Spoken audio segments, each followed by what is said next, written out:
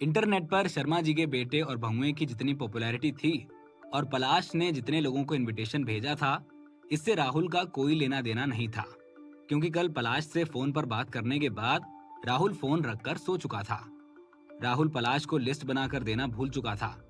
पलाश आधी रात तक इंतजार करता रहा। वो जाग रहा था और तो और उसने कई बार राहुल को फोन भी मिलाया, पर राहुल सो चुका था। अगली सुबह जब राहुल उठकर फ्रेश होने गया, तब उसे याद आया कि उसने पिछली रात पलाश से क्या कहा था।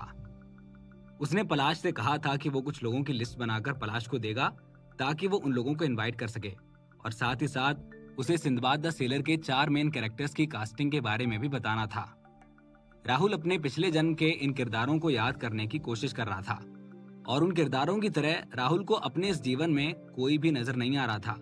पर कुछ लोग थे जो उसके पिछले जन्म की तरह आज के सर्कल में एक्टिव हैं, जैसे कि एक्टर विकी सिंह, जिन्होंने उसके पिछले जन्म में सिंदबाद का किरदार निभाया था। इस जन्म में भी राहुल के पास एक ऐसा इंसान है जो बंदरों के राजा का किरदार निभा सकता है, और वो है विनय कुमार। और ये जो विनय कुमार है, उसकी राहुल के साथ काफी अच्छी बॉन्डिंग भी है। जी हाँ, वो एक तरह से राहुल का भाई लगता है। विनय कुमार के दादाजी राहुल के दादाजी के भाई हैं।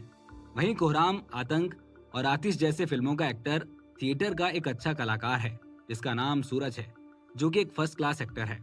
उसका नाम भी राहुल के दिमाग में चल रहा है। ऐसे ही 2 और एक्टर राहुल के दिमाग में हैं, जिन्हें वो अपने इस काम में अच्छे किरदार दे सकता है, जिन पर वो भरोसा कर सकता है। वैसे तो ये 4 लोग काफी अलग अलग हैं, लेकिन राहुल के पिछले जन्म के किरदारों से इन सब की पर्सनैलिटी थोड़ी थोड़ी मिलती है। अगर उनकी एक्टिंग स्किल्स की बात करें तो ये कहा जा सकता है कि उनकी एक्टिंग काफी अच्छी है। वैसे कई सालों से ये एक्टिंग से काफी दूर हैं और बहुत टाइम से इन्होंने किसी भी फिल्म या टीवी ड्रामा में कोई काम नहीं किया है। इस वजह से हो सकता है कि अगर उन्हें सिंदबाद द सेलर में काम करने का मौका मिलेगा तो वो ये फैसला लेने से पहले थोड़ा वक्त लें। इन 4 मुख्य किरदारों के अलावा सिंदबाद द सेलर में और भी कई सारे सपोर्टिंग रोल्स हैं, जिसे राहुल ने अभी तक सिलेक्ट नहीं किया है। अगर राहुल को कहीं और से कोई एक्टर नहीं मिले तो राहुल फिर से भारत के अलग अलग थिएटर ग्रुप्स में जाकर ढूंढ लेगा। वैसे भी आप किसी को भी उठाकर ऐसे ही फिल्म का हिस्सा नहीं बना सकते। ये सोचने के बाद राहुल ने सोचा, पहले इन 4 मुख्य किरदारों के नाम लिखकर पलाश को भेज देता हूँ। राहुल ने सोचा कि पलाश पहले इन्हें कॉल कर लेगा और अगर हो सके तो इन्हें बुलाकर इनसे मिल लेगा।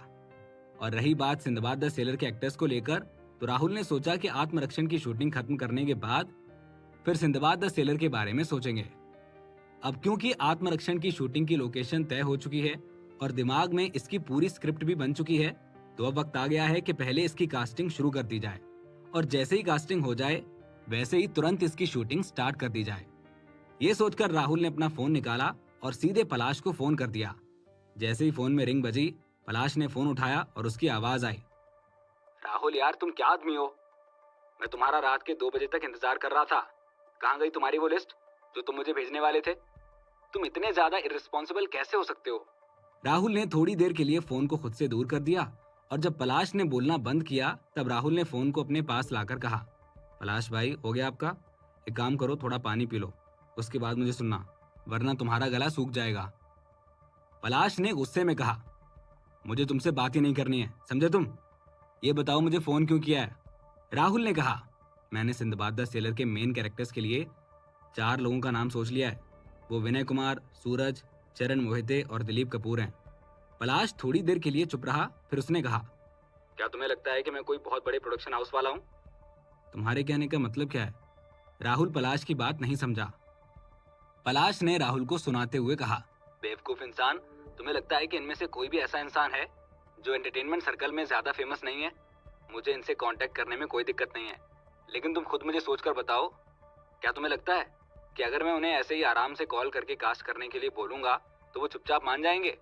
दिलीप कपूर और सूरज को छोड़ देते हैं, क्योंकि ये दोनों ही यंग हैं और पलाश की उम्र के हैं। दोनों ही पलाश से कांटेक्ट में भी हैं। लेकिन वहीं अगर चरण की बात की जाए तो वो इन सबसे बड़े हैं, वो सबसे सीनियर हैं। पलाश उन्हें ऐसे ही किसी दिन उठकर कॉल नहीं कर सकता था।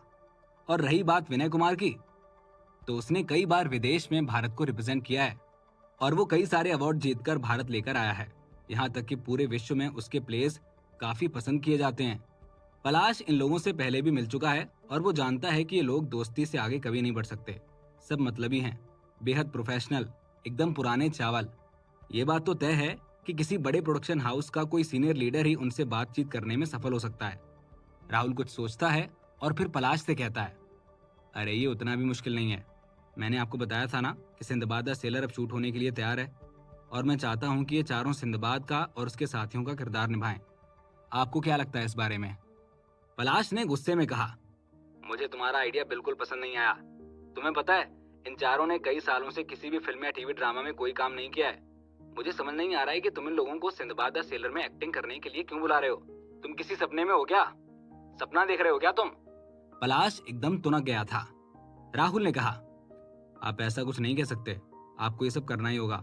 आखिर आप मेरे मैनेजर हैं। अगर आप कुछ नहीं करेंगे तो फिर मैं आपके बगैर भी कर सकता हूँ। तुम ना ज्यादा मत बोलो, ऐसे बोल बोल कर तुम मुझसे हर काम करवा लेते हो। पलाश थोड़ा झल्लाकर बोलता है। राहुल ये सुनकर मुस्कुराने लगता है। थोड़ी देर के बाद पलाश कहता है, ठीक है, मैं उन सबसे बात करूंगा, लेकिन मैं इस बात की गारंटी नहीं देता कि वो मानेंगे या नहीं मानेंगे। पलाश ने राहुल से कोई वादा नहीं किया। कुछ देर सोचकर राहुल ने कहा, आप बस उन लोगों से इतना कहना कि मैंने उन्हें इनवाइट किया है और मैं उनके साथ एक टाइम का लंच करना चाहता हूँ। वैसे आपको विनय कुमार को इनवाइट करने की कोई जरूरत नहीं है, मेरे पास इसके लिए एक आइडिया है। आप बाकी सबका देखो।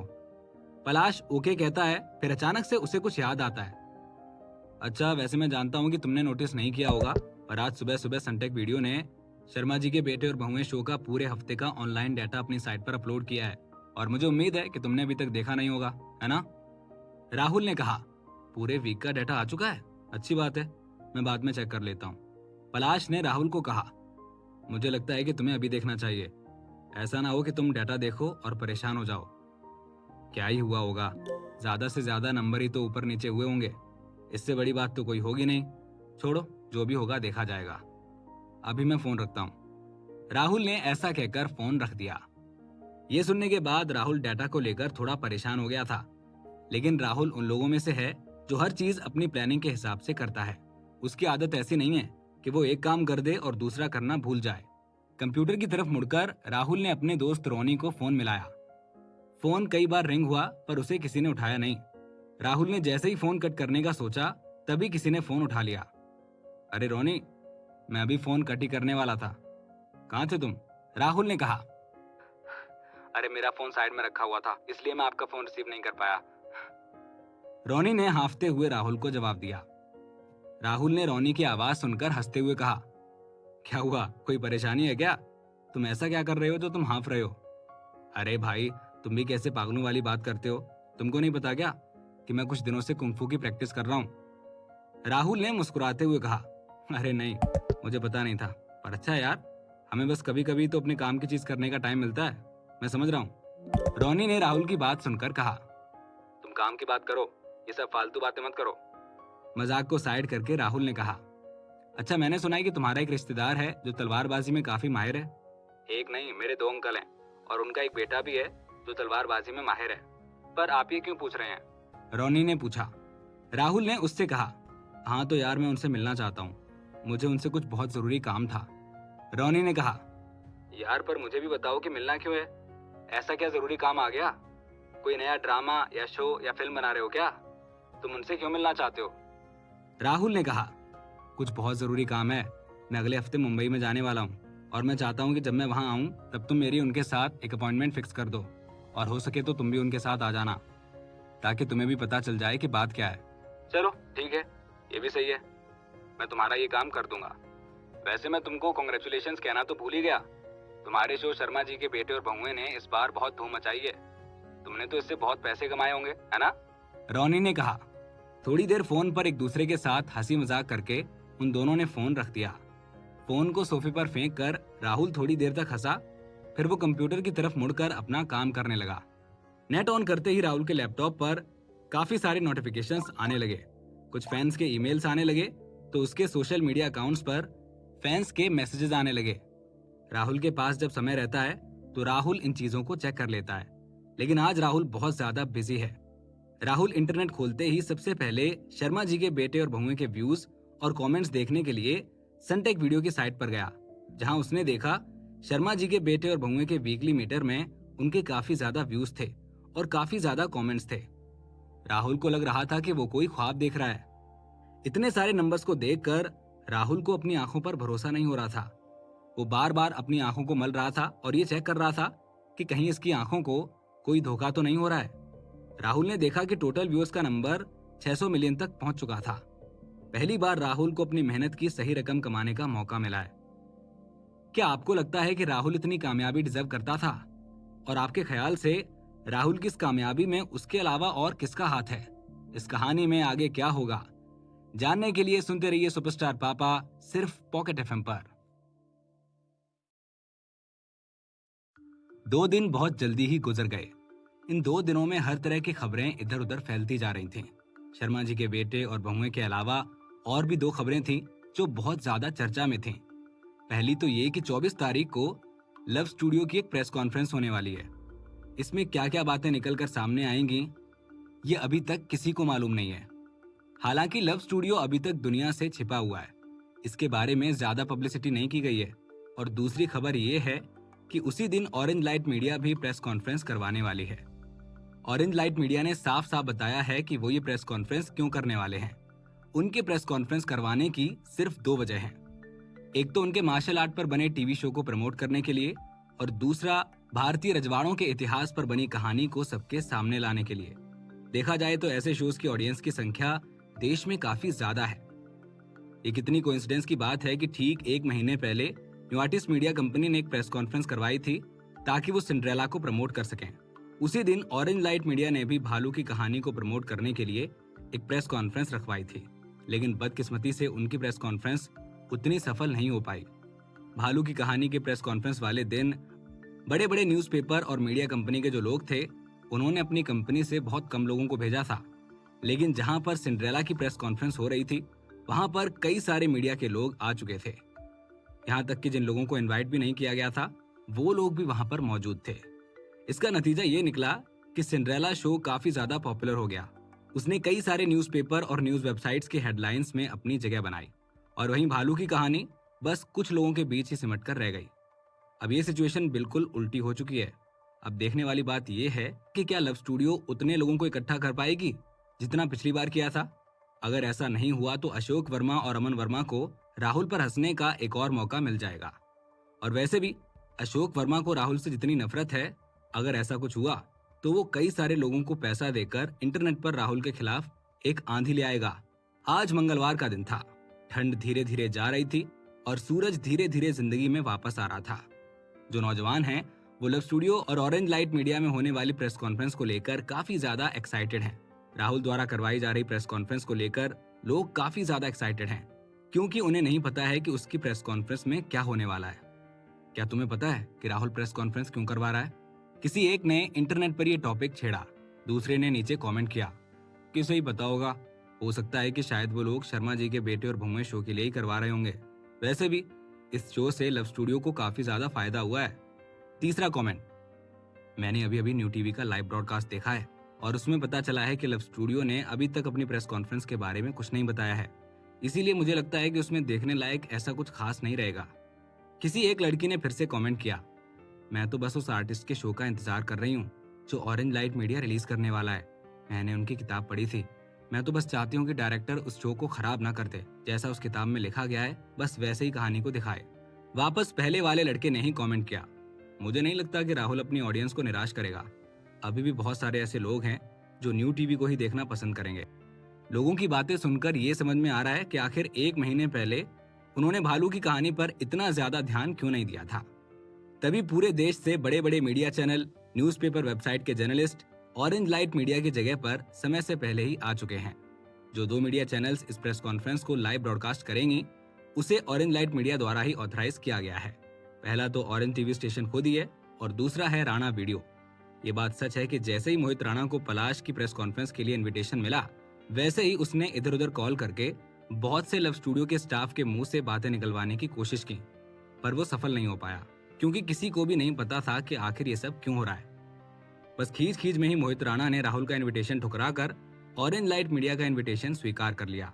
अभी होटल के दरवाजे के बाहर ऑरेंज लाइट मीडिया और राणा वीडियो के जो भी रिपोर्टर्स थे, वो अपने कैमरे के साथ एंट्रेंस गेट पर खड़े हो गए थे।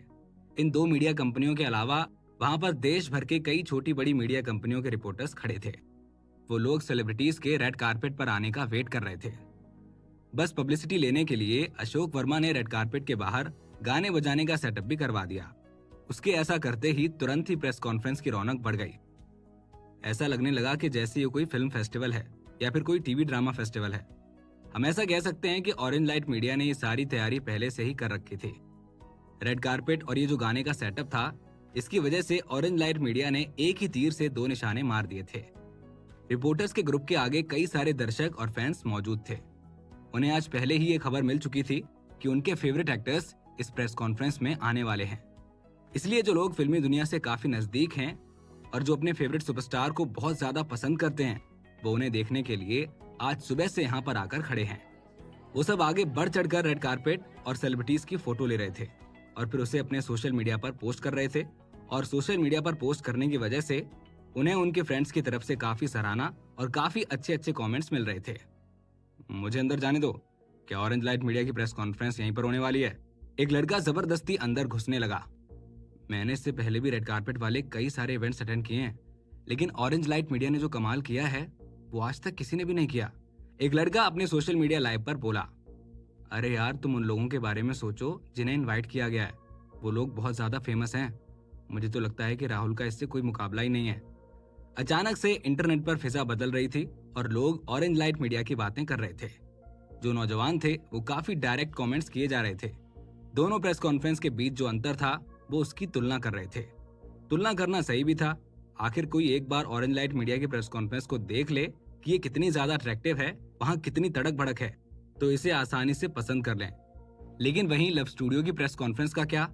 लव स्टूडियो के सीनियर एग्जीक्यूटिव और उनके स्टाफ मेंबर्स एक दिन पहले ही तैयारियां करने लगे थे।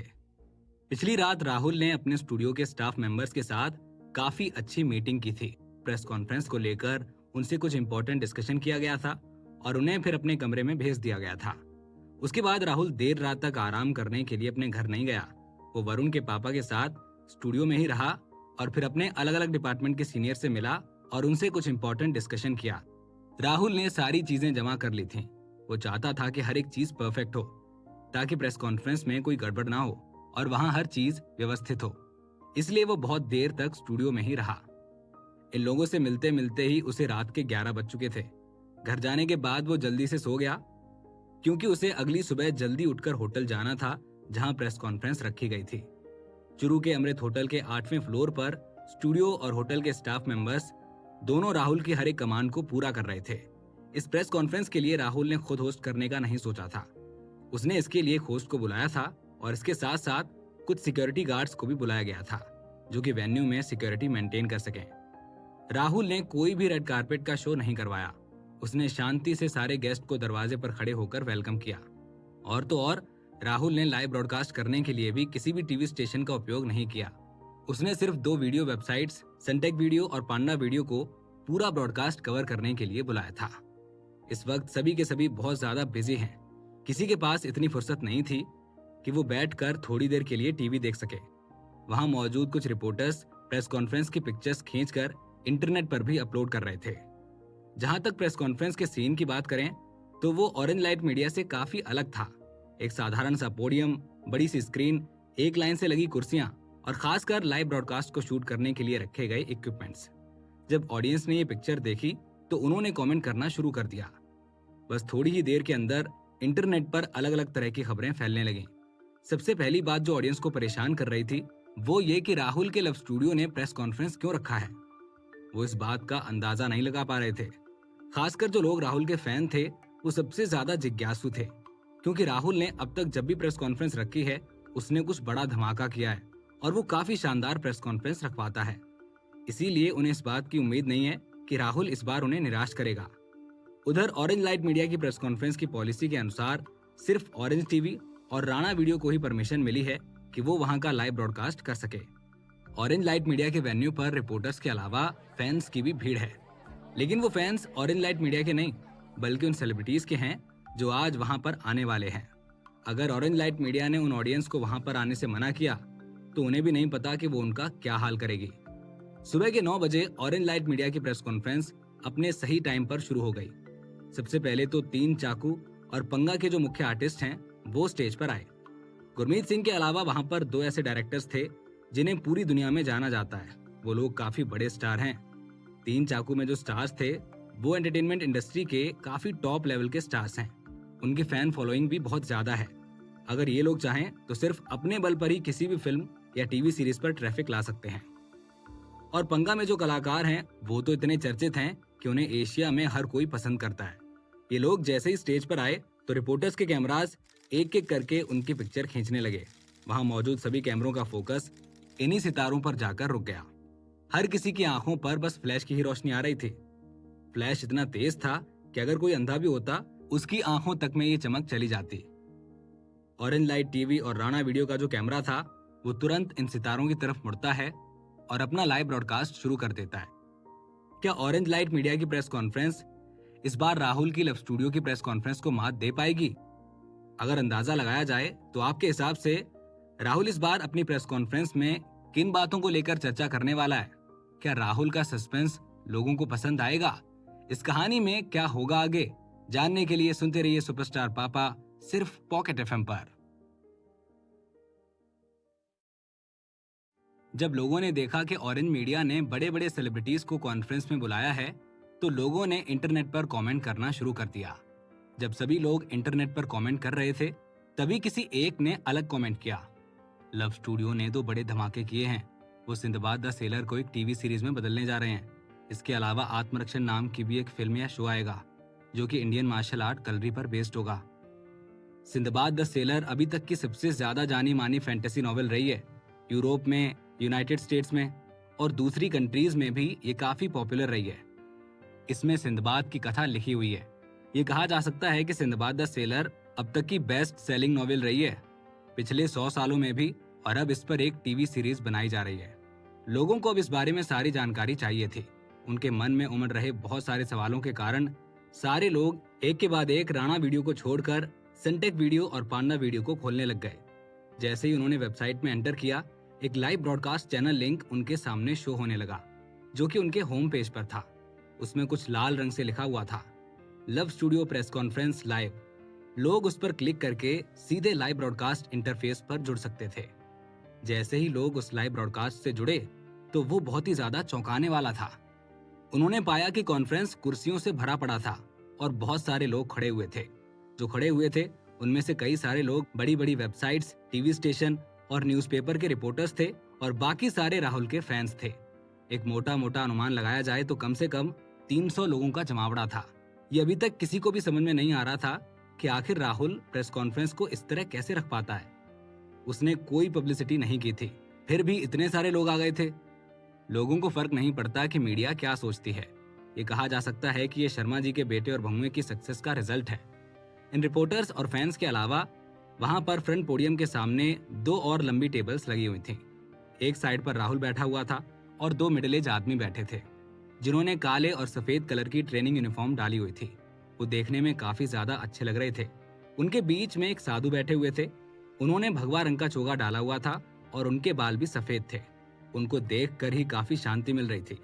दूसरी तरफ पलाश, वरुण के पापा सुरेश कुमार, सचिन और नौमान आजम और लव स्टूडियो के जनरल मैनेजर बैठे हुए थे। वहां पर सिर्फ राहुल था और वहां पर कोई बड़ा स्टार नहीं आया था। राहुल टेबल पर बैठा हुआ था। उसने अपने सामने रखा हुआ माइक उठाया और बोला, सभी दोस्तों और पत्रकारों को मेरी तरफ से नमस्कार।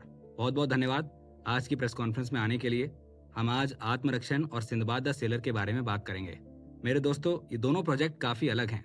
आप सबको पता है कि सिंदबाद द सेलर एक फैंटेसी नॉवेल है, पर आत्मरक्षण क्या है? जैसे ही राहुल ने अपना बोलना खत्म किया वैसे ही एक बड़ी सी स्क्रीन पर स्क्रीनिंग हुई।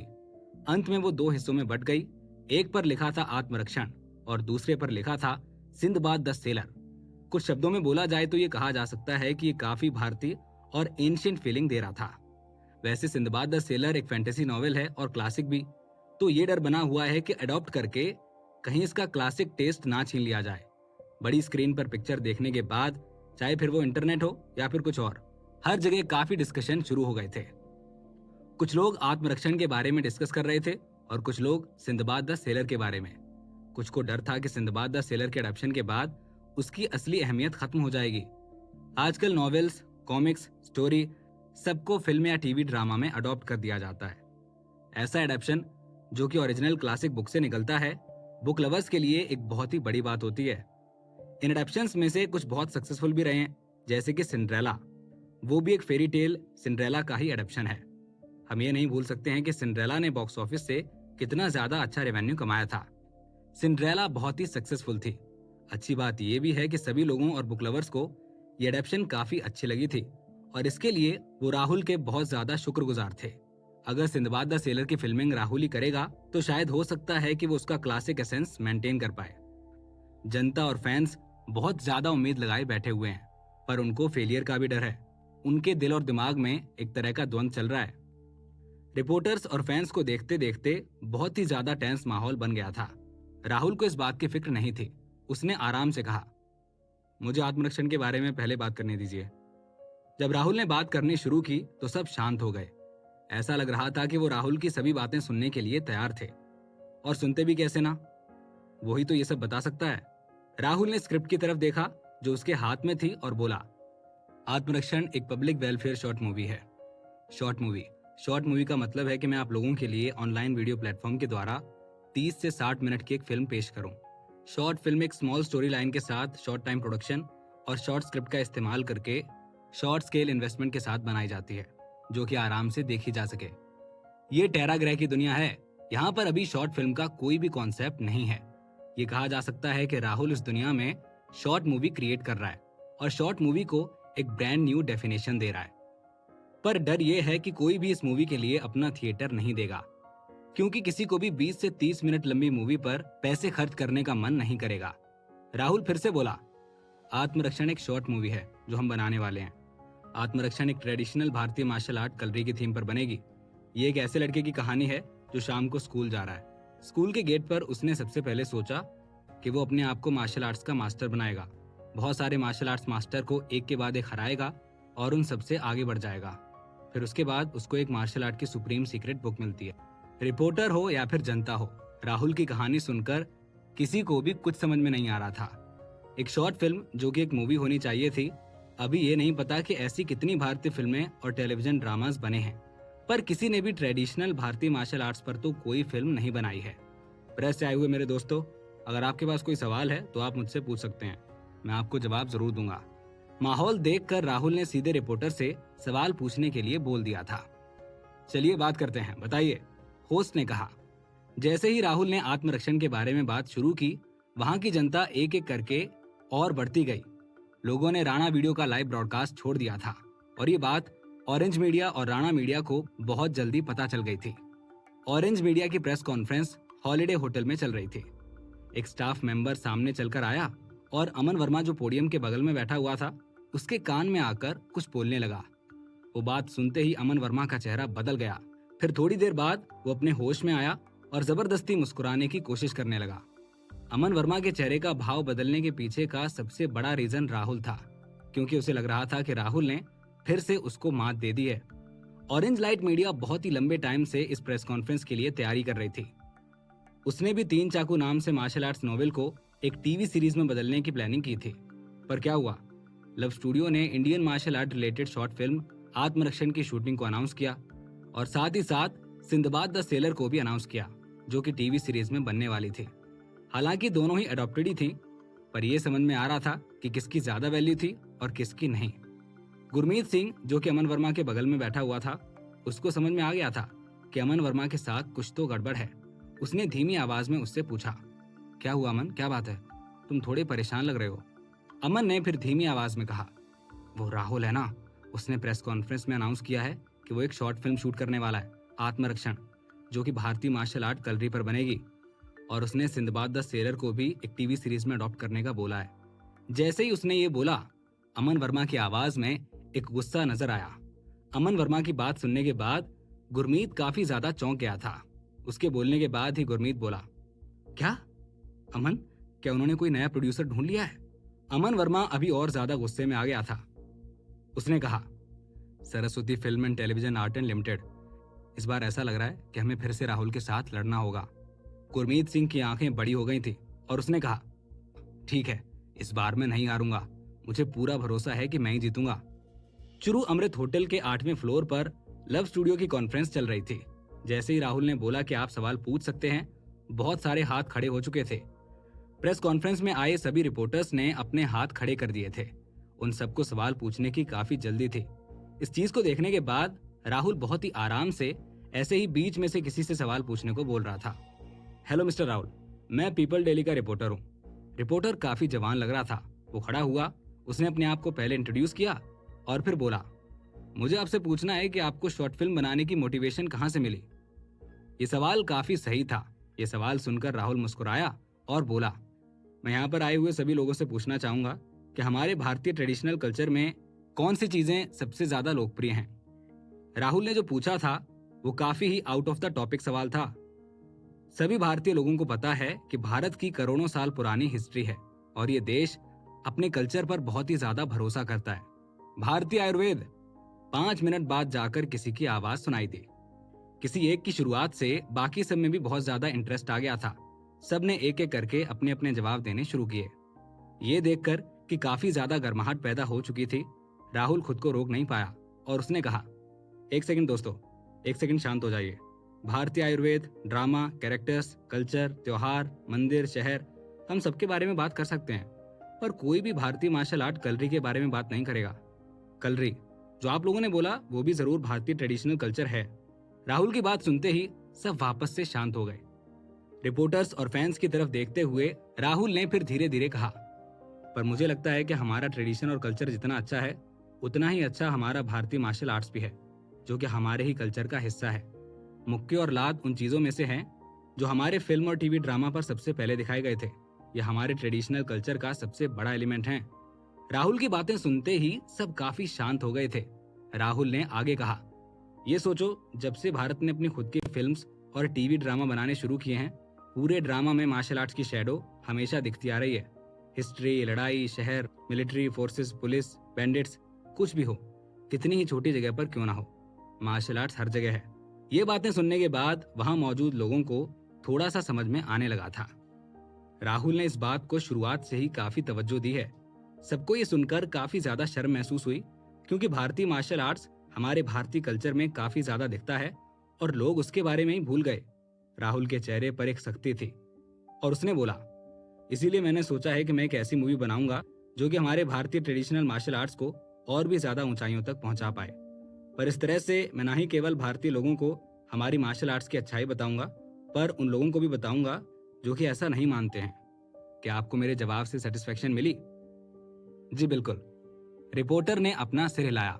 राहुल मुस्कुराने लगा। तो राहुल की इस फिल्म का क्या होगा? क्या लोगों को शॉर्ट फिल्म का कॉन्सेप्ट समझ आएगा? क्या लोग सच में कलरी के बारे में जानना चाहते हैं?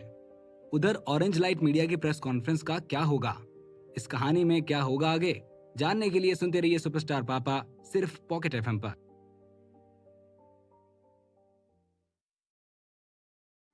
वहां पर मौजूद सभी रिपोर्टर्स राहुल को बहुत ही ज्यादा गंभीरता से सुन रहे थे और जवाब सुनने के इंतजार में बैठे दिख रहे थे। वो सब बहुत ज्यादा उत्सुक थे कि क्या सच में इंडियन मार्शल आर्ट कलरी पर एक शॉर्ट फिल्म बनने वाली है। राहुल ने एक रिपोर्टर की तरफ देखा और मुस्कुराते हुए बोला, पिछले मार्शल आर्ट फिल्म और टीवी ड्रामा में मैंने देखा है कि बहुत सारे ऐसे लोग हैं जो नए थे या कलरी के बारे में जानते ही नहीं थे, लेकिन हम इस फिल्म में एक नई पहल कर रहे हैं। जैसा कि आप सबको पता ही है कि मेरी फैमिली सालों से कलरी से जुड़ी हुई है और वो बहुत सी ऐसी फैमिलीज को भी जानते हैं जो सालों से कलरी के साथ जुड़े हुए हैं। तो मेरे दादाजी का कहना था कि इस पूरी फिल्म में उन्हीं फैमिलीज के लोग एक्ट करें जो सच में कलरी से जुड़े हुए हैं और उसे जिंदा रखे हुए हैं। अगर सच में इन सब फैमिलीज के लोग आत्मरक्षण में एक्टिंग करने के लिए आ रहे हैं तो सच में उम्मीद बहुत ज्यादा बढ़ जाती है। ठीक है, आज के लिए इतना ही काफी है। हम लोग आत्मरक्षण की वेबसाइट पर और वीवो पर कुछ इन्फॉर्मेशन पब्लिश करेंगे। होस्ट ने ये कहते हुए कॉन्फ्रेंस के पहले हिस्से को खत्म किया। अब बारी थी सिंदबाद द सेलर की। राहुल ने नौमान की तरफ देखा जो कि उसके बगल में बैठा हुआ था। नौमान खड़ा हुआ और उसने सबसे बोला, मुझे आप सबको किसी से इंट्रोड्यूस करना है जो मेरे बगल में बैठे हैं। सुरेश कुमार जी, ये Saraswati film and television production company के प्रेसिडेंट हैं और हमारी लव स्टूडियो और Saraswati film and television production company दोनों एक साथ Sinbad the seller TV series का शूट शुरू करने वाली हैं और मिस्टर राहुल उसके डायरेक्टर होंगे। नौमान ने बोलना जारी रखा।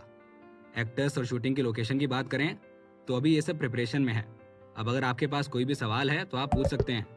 बहुत से रिपोर्टर्स ने हाथ उठाए और सवाल पूछने शुरू कर दिए। प्रेस कॉन्फ्रेंस 9 से लेकर 11 बजे तक चलती रही। दिया हुआ समय काफी था। 9 से 9:30 तक ज्यादातर सबने आत्मरक्षण की बात की, फिर 1 घंटे बाद सिंदबाद द सेलर की बात की और 10:30 के बाद 2-4 छोटी छोटी एक्टिविटीज हुई। इसी के साथ राहुल ने तोहफे के तौर पर सबको कुछ छोटे रेड एनवलप दिए। 9:30 से 10:30 की स्पीच के वक्त सिंदबाद द सेलर के बारे में काफी बातें हुई, क्योंकि वहां पर मौजूद रिपोर्टर सिंदबाद द सेलर के बारे में काफी जानकारी रखते थे। इसीलिए कई बार रिपोर्टर्स ने राहुल से उसकी फिल्मिंग और कास्ट सिलेक्शन के बारे में ही बात की। सच बोला जाए तो रिपोर्टर्स कुछ और भी अंदरूनी बातें जानना चाहते थे। जब वो वहां पहुंचे थे तो इन्होंने इस बात की बहुत ही बड़ी पब्लिसिटी की थी, पर लौटते हुए वो काफी दुखी होकर बाहर निकले थे। राहुल की प्रेस कॉन्फ्रेंस खत्म हो गई थी और कॉन्फ्रेंस का रिजल्ट काफी अच्छा मिला था। दोनों आत्मरक्षण और सिंदबाद द सेलर पहले ही पब्लिसाइज हो गई थी। बाकी अब सभी लोग बस इनके रिलीज होने का वेट कर रहे थे। वैसे मीडिया रिपोर्टर्स को आत्मरक्षण के बारे में काफी ज्यादा गर्माहट फैलानी थी। उनके हिसाब से ये काफी अच्छा रिजल्ट लेकर आने वाली थी। लेकिन लाइव ब्रॉडकास्ट देखने के बाद इंटरनेट पर आत्मरक्षण की पॉपुलैरिटी सिंदबाद द सेलर से काफी कम थी। सारी जनता और फैंस जिन्होंने प्रेस कॉन्फ्रेंस का लाइव ब्रॉडकास्ट देखा था, उन्होंने इंटरनेट पर एक के बाद एक कमेंट करने शुरू कर दिए थे। जनता की उत्सुकता काफी ज्यादा थी। वो अपने दिमाग में तरह तरह के सवाल ला रहे थे। वहीं ऑरेंज मीडिया ने अभी अभी मार्शल आर्ट नॉवेल 3 चाकू को टीवी सीरीज में अडॉप्ट करने की बात की थी और साथ ही साथ वहीं पर राहुल ने भी बिना किसी हिंट के सिंदबाद द सेलर को एक टीवी सीरीज में बदलने की बात कर दी। इन दोनों टीवी सीरीज को ही नॉवेल से अडॉप्ट किया गया है। दोनों का जॉनरा बहुत ही अलग है, पर दोनों ही ट्रेडिशनल भारतीय कल्चर को दिखा रहे हैं। ज्यादातर जनता इस बारे में सोचने लग गई थी और बात भी करने लग गई थी। एक और चीज थी जो उनके दिमाग में चल रही थी, वो ये थी कि राहुल ने काफी ही शांति के साथ अपना काम किया और अचानक से बहुत ही चालाकी से सिंदबाद द सेलर की अनाउंसमेंट की और किसी को भी पता नहीं चलने दिया। वैसे तो सिंदबाद द सेलर का कॉपीराइट और स्क्रीन राइटिंग से लेकर फिल्मिंग तक सब कुछ राहुल के हाथ में है। शुरुआत से लेकर अंत तक तो डिस्कस करने का कोई मतलब ही नहीं बनता, पर फिर भी इस बात से जनता और बुक फैंस को कोई फर्क नहीं पड़ रहा था और वो इंटरनेट पर अपना डिससेटिस्फैक्शन डाल रहे थे। सिंदबाद द सेलर एक क्लासिक फैंटेसी है, उसको आखिर टीवी सीरीज में क्यों बदल रहे हैं? जनता का कोई भरोसा नहीं है। कुछ लोगों को कोई बात सही लग सकती है तो वहीं दूसरी ओर कुछ लोगों को कोई बात गलत लग सकती है। पर जहां तक सिंदबाद द सेलर की फैंस की बात है, जब राहुल ने ये बात बाहर निकाली तो वो काफी खुश हो गए और खुशी के मारे तरह तरह के कमेंट्स करने लग गए, क्योंकि जिन लोगों ने सिंदबाद द सेलर की नॉवेल पसंद की थी वो इसे एक बहुत अच्छा क्लासिक समझते हैं। वहीं राहुल के जो फैंस थे, उन्होंने जैसे ही देखा कि कमेंट्स पर बुरी बातें भी शुरू हो गई थी तो उन्होंने वहां से जाना ही सही समझा, क्योंकि उनके हिसाब से डिस्कशन सही है पर लड़ना बेकार। राहुल के फैंस में वो भी थे जो कि उसके बुक फैंस ही नहीं बल्कि उसके म्यूजिक फैन और मूवी फैन भी हैं।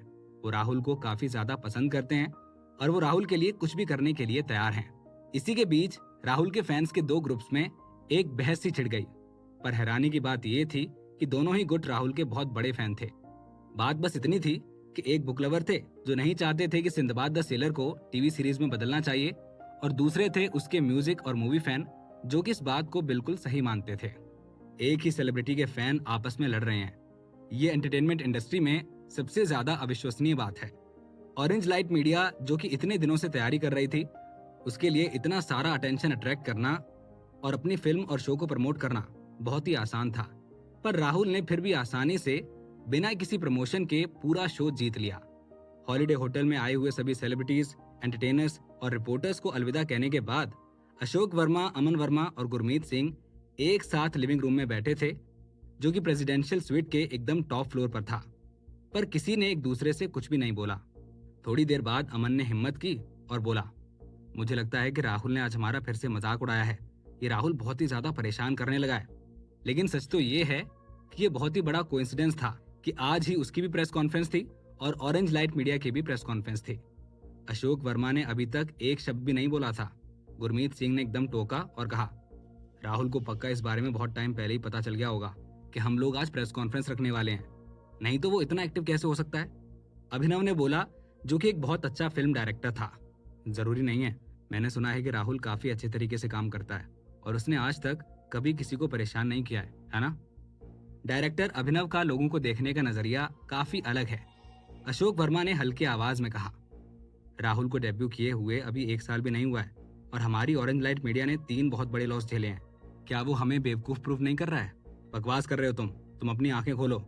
अभिनव अशोक की बात सुनते ही एकदम चुप हो गया क्योंकि जब से राहुल इंडस्ट्री में आया है तब से अभिनव कहीं बाहर शूट कर रहा था, तो उसको ज्यादा पता नहीं है कि अभी फिलहाल इंडस्ट्री में क्या चल रहा है। उसको राहुल के बारे में पहली बार तब पता चला जब सोना की गुड नाइट स्टोरी आई थी। कमरे में बैठे लोगों की बातें सुनने के बाद उसको ये समझ में आ गया था कि ये सब राहुल को बिल्कुल पसंद नहीं करते हैं। अभिनव ने अपना दिमाग बना लिया था कि घर जाने के बाद वो राहुल के बारे में अच्छे से पता लगाएगा और जानेगा कि आखिर ऑरेंज लाइट मीडिया और राहुल के बीच का मसला क्या है। तभी अचानक इस खामोशी को तोड़ते हुए अमन वर्मा का फोन बजता है। हेलो, मैं अमन वर्मा बोल रहा हूँ। अमन वर्मा ने फोन नंबर देखे बिना ही फोन उठाते हुए बोला। आधे मिनट से भी कम समय में अमन वर्मा के चेहरे पर एक बहुत बड़ी सी मुस्कान आ गई थी और वो काफी खुश लग रहा था। जैसे ही उसने कॉल काटा वो सीधे खड़ा हुआ। उसने पास ही रखी टेबल तक भागकर अपने लैपटॉप को उठाया और उसकी स्क्रीन को देखने लगा। रूम में बैठे बाकी 3 लोगों को समझ में नहीं आ रहा था कि ये हो क्या रहा है। आखिर इसके साथ प्रॉब्लम क्या है? अभी तक तो ये काफी दुखी था, अब एकदम से खुश हो गया। अमन, क्या हुआ तुम्हें? अशोक वर्मा ने पूछा। अमन ने खुशी खुशी बताया, अशोक भैया, ये देखिए, राहुल के फैंस आपस में लड़ने लग गए हैं और बहुत ही ज्यादा गाली गलौज कर रहे हैं। क्या?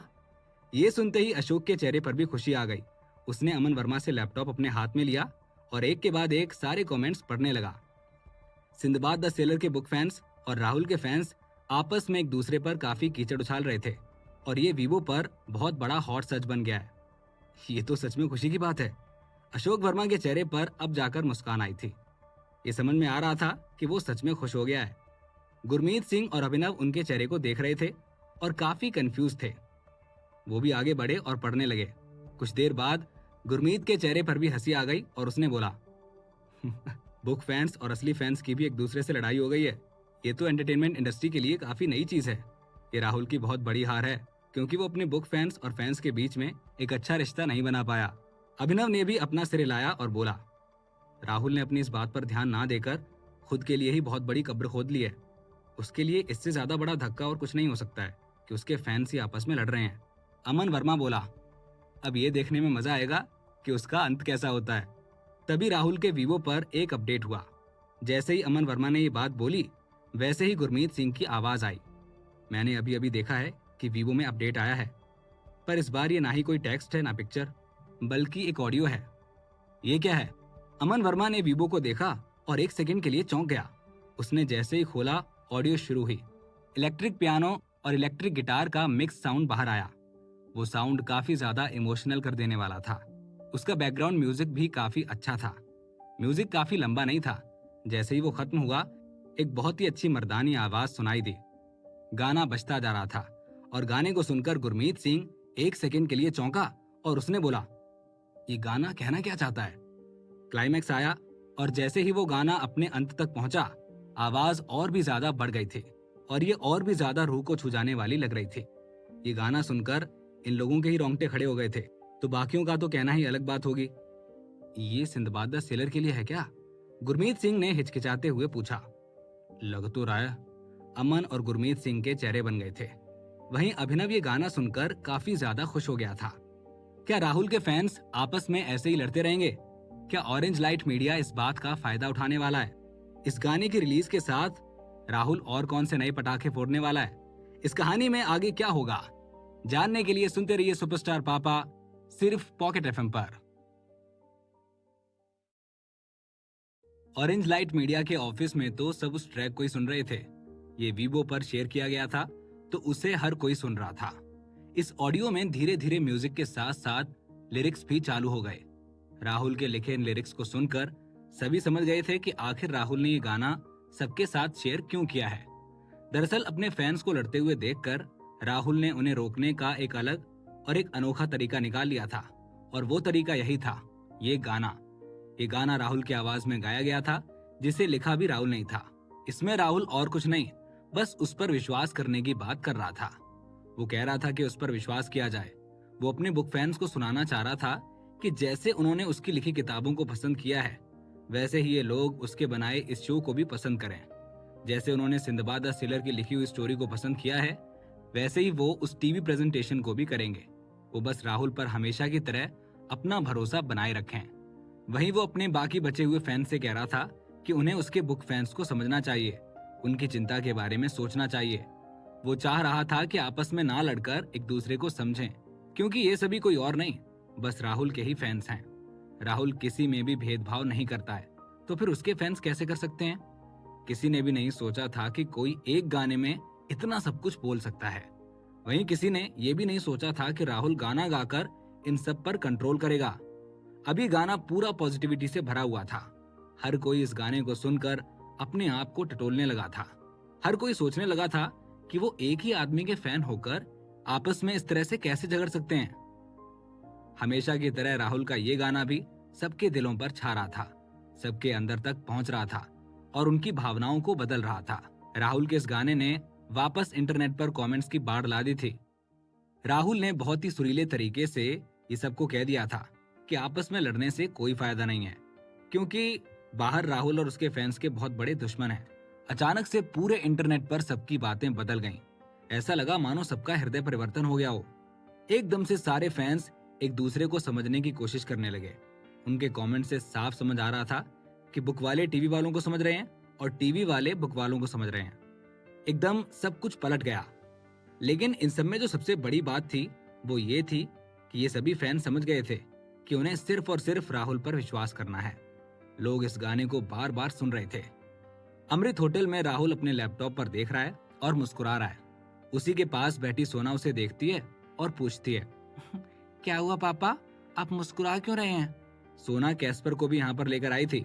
वो जैसे ही राहुल से बात करने लगती है तो कैस्पर उसके पास से वहाँ बैठी मिली के पास चला जाता है। कैस्पर के पास आते ही मिली नीचे झुकती है और कैस्पर को प्यार करने लगती है। आखिरकार मिली भी कैस्पर के प्यार में पड़ जाती है। उसने पहले कैस्पर का विरोध इसलिए किया था क्योंकि वो सोना के बारे में सोच रही थी कि कहीं वो कैस्पर के साथ सिक्योर्ड रहेगी या नहीं, कहीं इसके स्ट्रीट डॉग होने की वजह से ये सोना को काट ना ले। लेकिन इसका बिल्कुल उल्टा हो गया है। अब कैस्पर मिली के पास ज्यादा रहता है और घर के बाकी लोगों के पास कम। राहुल सोना के सवाल का जवाब देता है, बेटा पापा इसलिए मुस्कुरा रहे हैं क्योंकि उन्होंने एक बहुत ही बड़ी तकलीफ को बहुत अच्छे से और आसानी से सॉल्व कर दिया है। वाओ पापा, सोना ने जवाब दिया। अच्छा ये बताओ, आज तुम्हारा स्कूल कैसा रहा? राहुल ने सोना से पूछा। मेरा स्कूल बहुत अच्छा रहा पापा। आपको पता है आज तो मुझे मेरी इंग्लिश की मैडम ने कॉपी में वेरी गुड भी दिया है। मैं अभी आपको दिखाती हूँ। ये कहते ही सोना अपनी कुर्सी से कूदकर सीधे अपने स्कूल बैग को खोलने के लिए चली गई।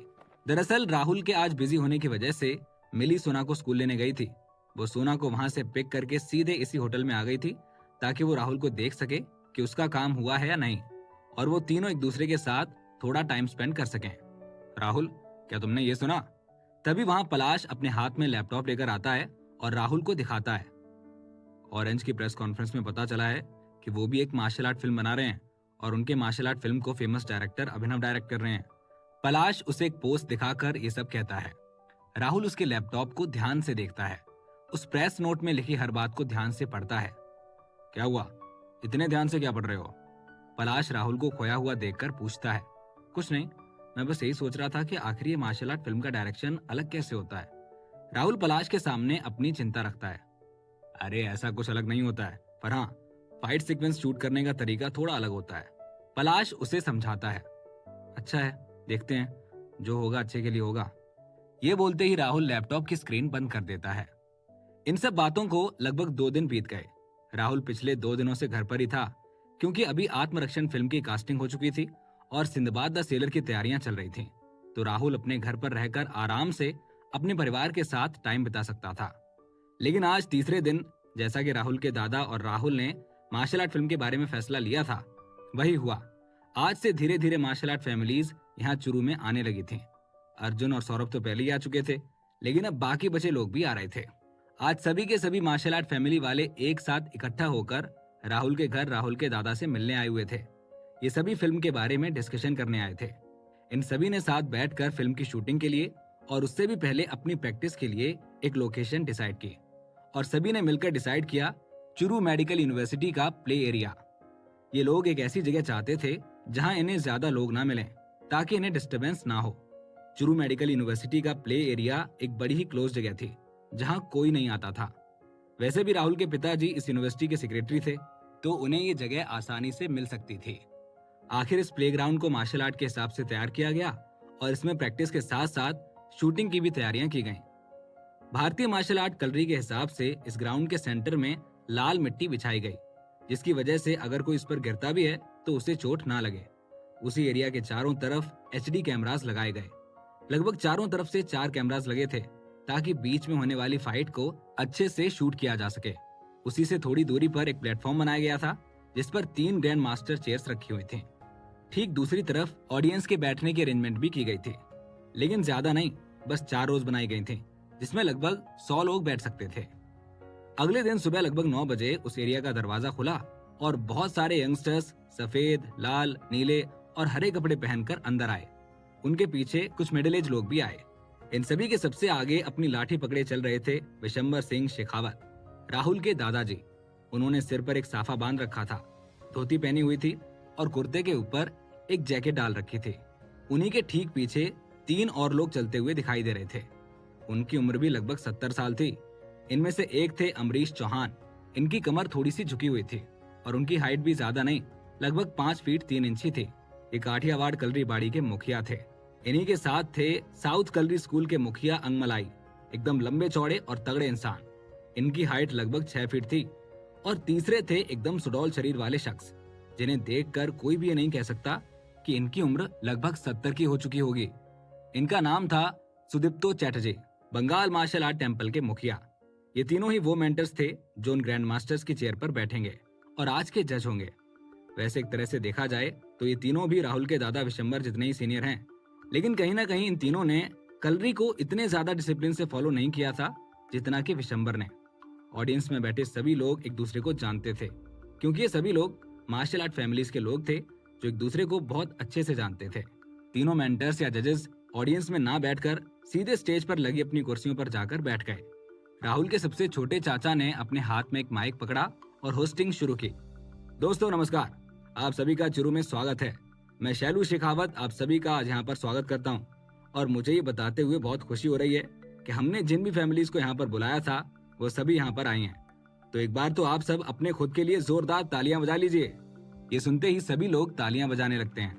वैसे सभी शैलू को भी बहुत अच्छे से जानते हैं। सबको ये देखकर खुशी हो रही थी कि शैलू इस शो की होस्टिंग कर रहा था। मैं सबसे पहले हमारे बाबा जी श्री विशंबर शेखावत जी से कहूंगा कि वो माइक पर 2 शब्द कहें और आज के बारे में हमें बताएं। ये बोलते ही वो माइक ले जाकर विशंबर सिंह के हाथों में दे देता है। वो धीरे से अपनी कुर्सी से उठते हैं, माइक अपने हाथों में लेते हैं और बोलते हैं, आप सभी को नमस्कार। दोस्तों, मुझे बहुत खुशी है कि आज हम सब यहाँ सालों बाद एक साथ इकट्ठा हुए हैं। मुझे इस बात की खुशी है कि आप सभी ने कलरी को अपने बीच जिंदा रखा। मैं यहाँ बैठे इतने सारे नौजवान लोगों को देखकर भी खुश हूँ कि इसका भविष्य अब अच्छे हाथों में है। सबने तालियां बजाईं। साथियों, आप सबको पता चली गया होगा कि हम लोग यहाँ पर इकट्ठा क्यों हुए हैं। दोस्तों, सालों से मेरा एक सपना था।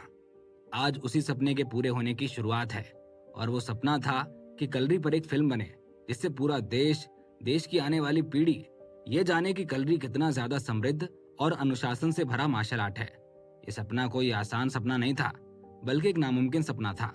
मैं तो उम्मीद भी छोड़ चुका था, लेकिन तभी मेरा पोता राहुल एक फरिश्ते की तरह आया और उसने मेरे सपने को वापस जिंदा कर दिया। उसने मुझे वापस उम्मीद दी कि मैं इस सपने को वापस देख सकूं और आज वो सपना साकार होना शुरू हो गया है। इसलिए दोस्तों, मैं चाहता हूं कि आप राहुल के लिए खड़े होकर एक बार तालियां बजा दें। ये सुनते ही सभी लोग खड़े हो जाते हैं और जोर जोर से तालियां बजाते हैं। कुछ देर तक तालियां बजती रहती हैं, फिर विशंबर हाथ दिखाकर उन्हें चुप करवाते हैं और फिर आगे बोलते हैं, दोस्तों, आज हम यहाँ आए हैं ताकि हम कलरी का मैच करवा कर हमारी फिल्म के लीड को ढूंढ सकें जो कि हमारी फिल्म का हीरो हो। लोग वापस तालियां बजाने लगे और जोर जोर से चिल्लाने लगे। तो चलिए ये खेल शुरू करते हैं। ये बोलते ही विशंबर सिंह ने माइक वापस से शैलू को दे दिया और लोग तालियां बजाने लगे। शैलू ने माइक अपने हाथ में लिया और बोला, धन्यवाद बाबा। तो दोस्तों, तो जैसा कि बाबा जी ने आपको बताया कि आज हम लीड एक्टर को ढूंढने के लिए ये सब कर रहे हैं, तो मैं आपको शुरू करने से पहले रूल समझा देता हूँ। ये बोलकर शैलू ने अपने सामने बैठे अपने घर के छोटे बच्चे टीकू को अपने पास बुलाया। टीकू के हाथ में एक बक्सा था। शैलू ने उस बक्से को दिखाते हुए कहा, दोस्तों, ये एक बक्सा है और इसमें हमने 36 बॉल्स डाली हुई हैं। हर बॉल के ऊपर एक नंबर लिखा हुआ है। आज की फाइट में 36 नौजवान पार्टिसिपेट कर रहे हैं। सभी को एक नंबर दिया गया है, तो इस हिसाब से इस बक्से में से एक बार में 2 बॉल्स निकाली जाएंगी और उन पर जो भी नंबर लिखे होंगे उन दो पार्टिसिपेंट्स के बीच फाइट होगी। जो जीतेगा वो आगे जाएगा और जो हारेगा वो बाहर जाएगा, और ये तब तक चलता रहेगा जब तक हमें एक विनर नहीं मिल जाता। शैलू की बात सुनते ही सब फिर से तालियां बजाने लग जाते हैं। आखिर कौन कौन इस खेल में पार्टिसिपेट कर रहा है, और क्या राहुल भी इस लिस्ट में शामिल है? तो आखिर कौन इस फाइट को जीतकर मेन लीड बनेगा? इस कहानी में आगे क्या होगा, जानने के लिए सुनते रहिए सुपरस्टार पापा, सिर्फ पॉकेट एफएम पर। ग्राउंड के बाएं ओर राहुल, अर्जुन और सौरभ एक साथ बैठे हुए थे।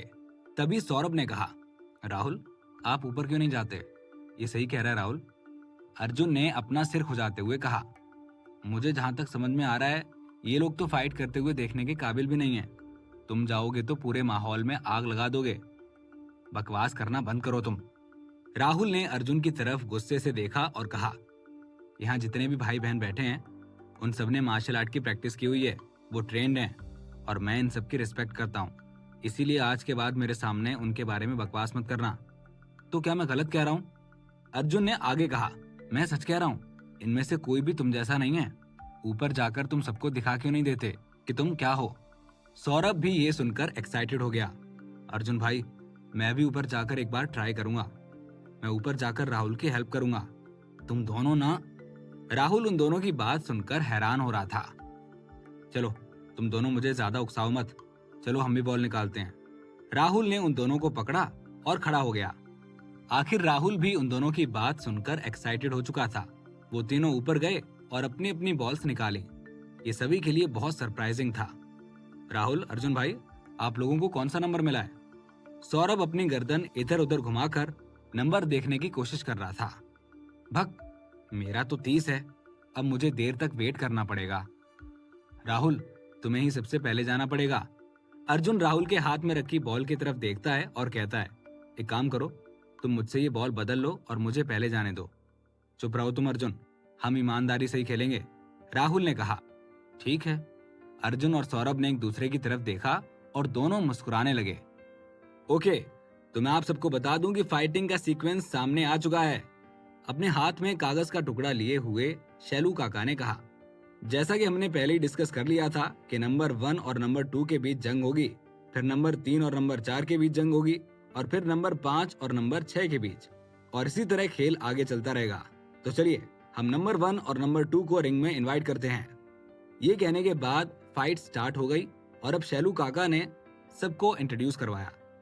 अभी जो हमारे दो पहले प्रत्याशी हैं उनमें से पहले हैं वैभव कुलश्रेष्ठ खानदान से, और दूसरे हैं राहुल शेखावत खानदान से। आप दोनों का रिंग में स्वागत है। राहुल धीरे धीरे स्टेज की तरफ आ रहा था और राहुल के ऑपोजिट में जो इंसान था वो 6 फीट 3 इंच लंबा और काफी ताकतवर नजर आ रहा था। वैभव मध्य भारत के इंदौर शहर का काफी जाना माना प्लेयर है। एक बार तो वो वर्ल्ड फाइटिंग कंपटीशन में रनर अप भी रह चुका है। इतनी ऊंची लंबाई और इतने चौड़े शरीर की वजह से उसका निकनेम आयरन टावर रखा गया है।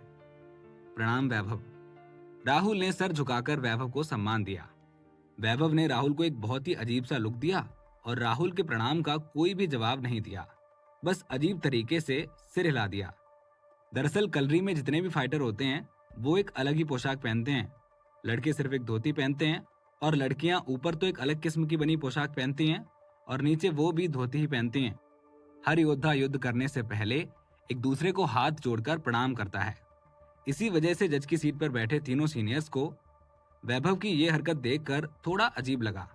वो सब पुराने जमाने के थे और वो अपने नियम कानून को बहुत अच्छे से मानते थे। अभी इसकी उम्र ही क्या है, ज्यादा से ज्यादा 20-25 साल, और इतनी कम उम्र में ही इतना ज्यादा घमंड। अगर ये घमंड ऐसे बरकरार रहा तो ये मार्शल आर्ट में कभी कामयाब नहीं हो पाएगा। वहां बैठे सीनियर उसकी ये हरकत देखकर थोड़े नाराज हो गए थे, पर राहुल को इस बात से कोई खास फर्क नहीं पड़ा। उसने राहुल की तरफ देखकर कहा, मैंने तुम्हारे कई सारे गाने सुने हैं और वो काफी अच्छे हैं। अगर मैं सच कहूं तो मुझे ऐसा लगता है कि तुम्हें वही करना चाहिए। तुम यहाँ पर क्या करने आए हो? अरे बड़े भाई, हम ये सब बस मजे के लिए कर रहे हैं, राहुल ने मुस्कुराते हुए कहा। चलिए शुरू करते हैं। वैभव चिल्लाया और उसका पूरा शरीर एक बैल की तरह राहुल की तरफ अटैक करने के लिए भागा। लगभग 10 सेकंड के अंदर ही पूरा स्टेज डगमगाने लगा और वो राहुल की तरफ दौड़कर गया। वैभव ने जिस तरीके से राहुल पर अटैक किया था वो थोड़ा अजीब था। ये देखकर वहां मौजूद लोग धीमी आवाज में इस बारे में चर्चा करने लगे। इंदौर शहर से दो लोग आए थे। एक तो जितेंद्र, जो इंदौर के दूसरे जनरेशन से हैं, और दूसरा हमारा वैभव। बहुत बढ़िया। वैभव को अपनी ओर आता हुआ देखकर राहुल मुस्कुराने लगा। पहले तो वो एक चिड़िया की तरह इधर उधर फुदक कर उड़ने लगा और फिर वो शेर की तरह छलांग लगाने लगा। भागते भागते राहुल ने सीधे अपने दाएं हाथ से वैभव के सीने पर एक जोर का हाथ मारा। आह! वैभव ने उम्मीद नहीं की थी कि राहुल इतनी जल्दी रिएक्ट करेगा। उसने अपना हाथ ऊपर उठाकर राहुल को अपनी बाजू में ब्लॉक करना चाहा। उस वक्त राहुल ने अपने दोनों हाथों की मुट्ठी बांधी और वो लगातार वैभव पर अटैक करने लगा। उसका एक भी वार चूक नहीं रहा था, लेकिन वैभव भी राहुल के हर वार का जवाब दे रहा था।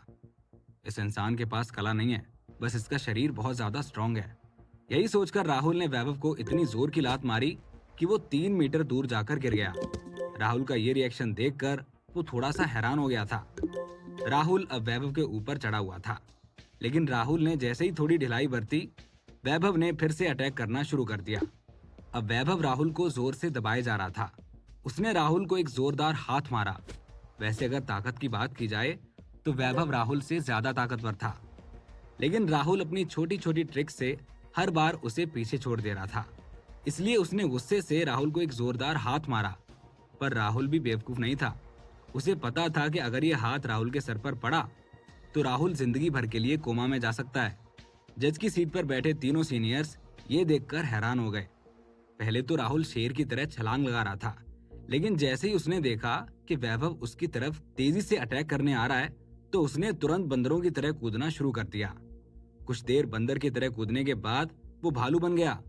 राहुल का ये दृश्य देखकर ग्राउंड में लोगों को काफी मजा आ रहा था। राहुल कभी बाएं तो कभी दाएं की ओर जा रहा था। ये देखकर ऑडियंस में काफी चहल पहल मच रही थी। मार्शल आर्ट से जुड़े जितने भी परिवार थे, सिर्फ राहुल के परिवार अर्जुन और सौरभ को छोड़कर किसी को भी नहीं पता था कि राहुल क्या कर रहा है। सबको तो ऐसा लग रहा था कि जैसे राहुल अब गिरने वाला है और वो ये मैच हार जाएगा। तभी राहुल ने अचानक से छलांग लगाई और उसने अपने दाएं कंधे से वैभव के सीने पर अटैक किया। वैभव को इतना टाइम नहीं मिला कि वो राहुल के इस अटैक से खुद को बचा पाए, इसीलिए वो गिर पड़ा। इसीलिए कहा जाता है कि जब आप किसी को मारने की हिम्मत रखते हैं तो आपको खुद भी मार खाने की हिम्मत रखनी चाहिए। राहुल ने अपनी पूरी ताकत लगाकर वैभव के सीने पर अटैक किया और तब एक आवाज आई जो शायद किसी हड्डी के टूटने की थी, और ठीक उसी वक्त वैभव जमीन पर गिर पड़ा। राहुल के लगातार बार बार अटैक करने से वो अपनी हिम्मत हार चुका था, और राहुल ने जब अपने बाएं हाथ से उसके चेहरे पर एक हाथ मारा तो वो 4 मीटर दूर जाकर गिर गया। वैभव का भारी सा शरीर रिंग में जैसे ही गिरा, वैसे ही एक जोर से आवाज आई। वैभव जमीन पर जाकर गिर पड़ा। उसके चेहरे और नाक से खून बह रहा था। पूरे ग्राउंड में एक हड़कंप मच गया।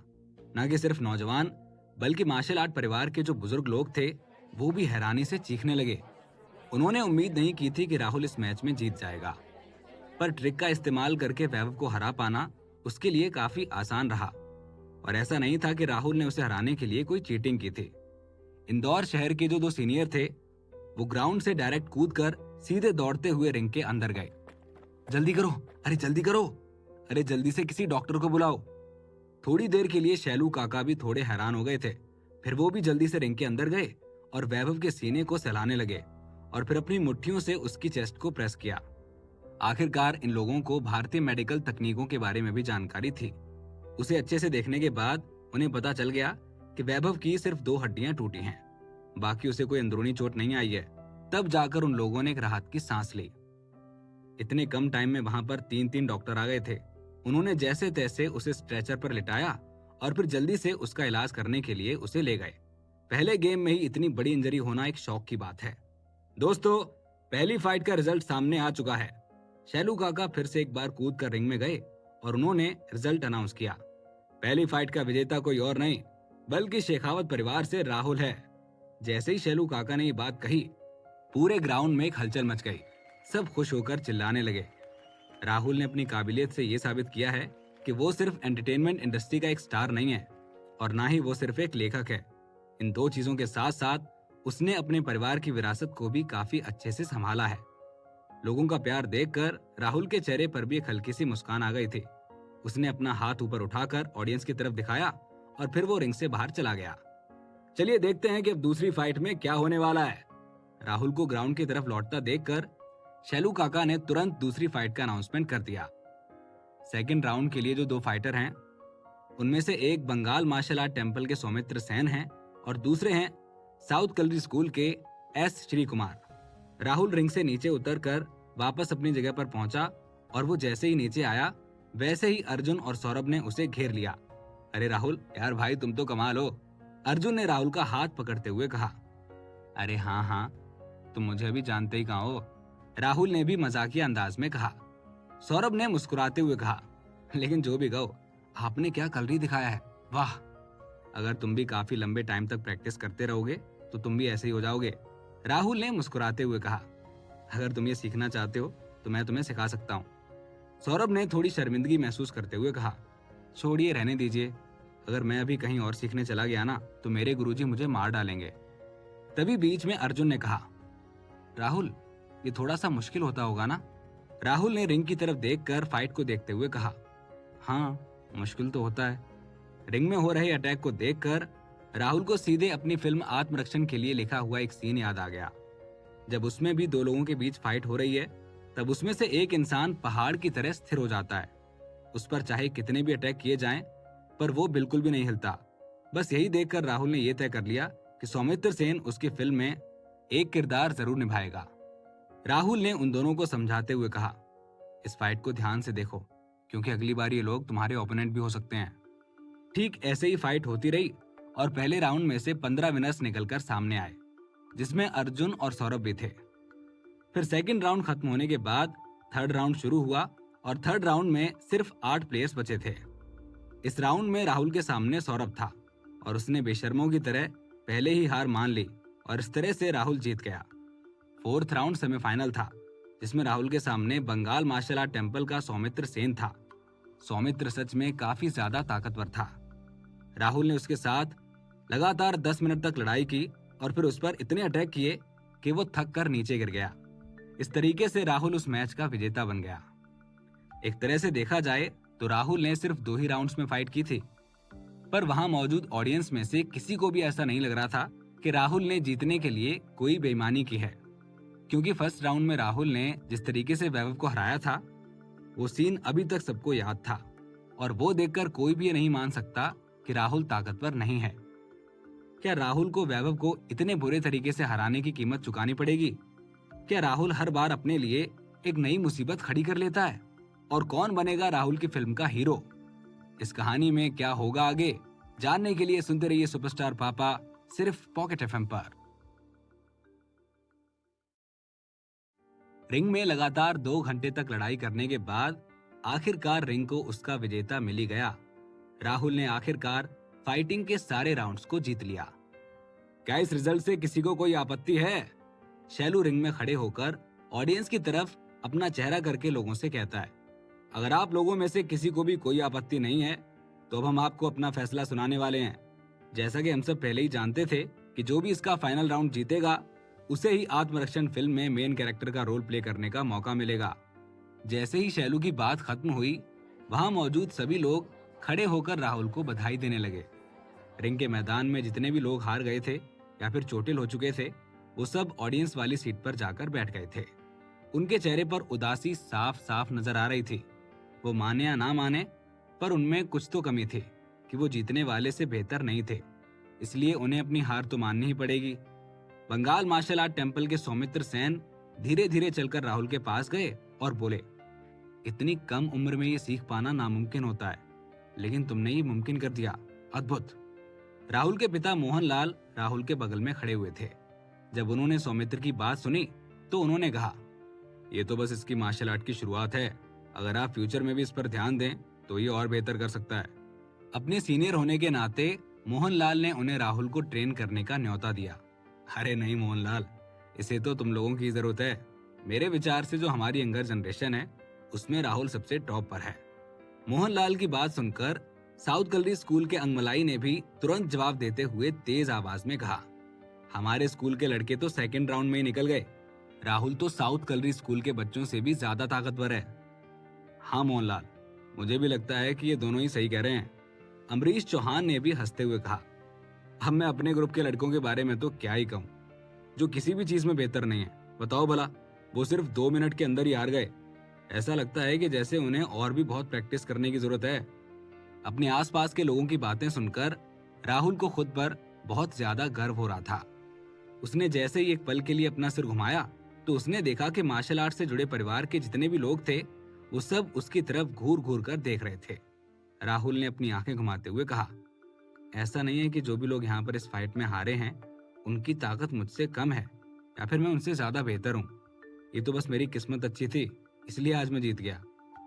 छोड़ो वजह चाहे जो भी हो, लेकिन सच तो यही है कि तुम ही आज के विजेता हो। सौमित्र ने इस बात को आगे बढ़ाते हुए और इस फाइट के आयोजन का समापन करने के लिए कहा। तो ये तय रहा कि आत्मरक्षण शो का मेन किरदार तुम ही रहोगे। राहुल ये सुनकर थोड़ा सा अनकंफर्टेबल हो गया था। चलो, अब फाइट खत्म हो चुकी है और अब दोपहर का वक्त भी हो गया है। राहुल को शर्मिंदा होता देखकर शैलू काका खड़े हुए और उन्होंने बात को संभालते हुए कहा, तो होटल चलते हैं, थोड़ा आराम करेंगे और फिर खाना खाएंगे। सही कह रहे हैं आप, मुझे भी थोड़ी भूख लगी है, अंगमलाई ने अपने पेट को छूते हुए कहा। पर इस वक्त मुझे राहुल से कुछ पूछना है। हाँ तो चलो, पहले सब लोग रेस्टोरेंट चलते हैं, जो भी पूछना होगा वहीं पूछ लेना। शैलू अब बस वहां से जाना चाहता था। खाने की बात सुनते ही सबने हाँ कह दिया, क्योंकि वहां मौजूद सभी लोगों को भूख लग रही थी। इसीलिए पूरा ग्रुप उठकर चुरू के पुराने होटल में खाना खाने चला गया। राहुल ने सीधे चुरू के पुराने होटल के 3rd फ्लोर को बुक कर लिया ताकि उसमें लगभग 100 लोग बैठ सकें। अंगमलाई राहुल से जो बात पूछने वाला था वो ये था कि वो उसके परिवार के साउथ कलरी स्कूल के लड़कों को अपनी फिल्म आत्मरक्षण में एक किरदार निभाने का मौका दे दे। उसके परिवार के अलावा और भी ऐसे 3-4 परिवार थे जिनके बीच आत्मरक्षण फिल्म के किरदार बटे हुए थे। और तो और इस फिल्म में किरदार पाने के लिए वो सारे परिवार एक दूसरे से लड़ भी रहे हैं। इस बात में कोई शक नहीं है कि इस फिल्म के कैरेक्टर्स उनके लिए काफी ज्यादा जरूरी हैं। इसमें वो सिर्फ अपने परिवार के मार्शल आर्ट को प्रमोट ही नहीं करेंगे, बल्कि उनके घर के बच्चों को एक मौका मिल जाएगा कि वो एंटरटेनमेंट इंडस्ट्री में अपने पांव जमा पाएं। और इस बात में कोई हैरानी नहीं है कि वो इस मौके को खोना नहीं चाहते हैं। अब राहुल के अलावा जो बाकी 8 लोग हैं वो इस फिल्म के सपोर्टिंग किरदार हैं।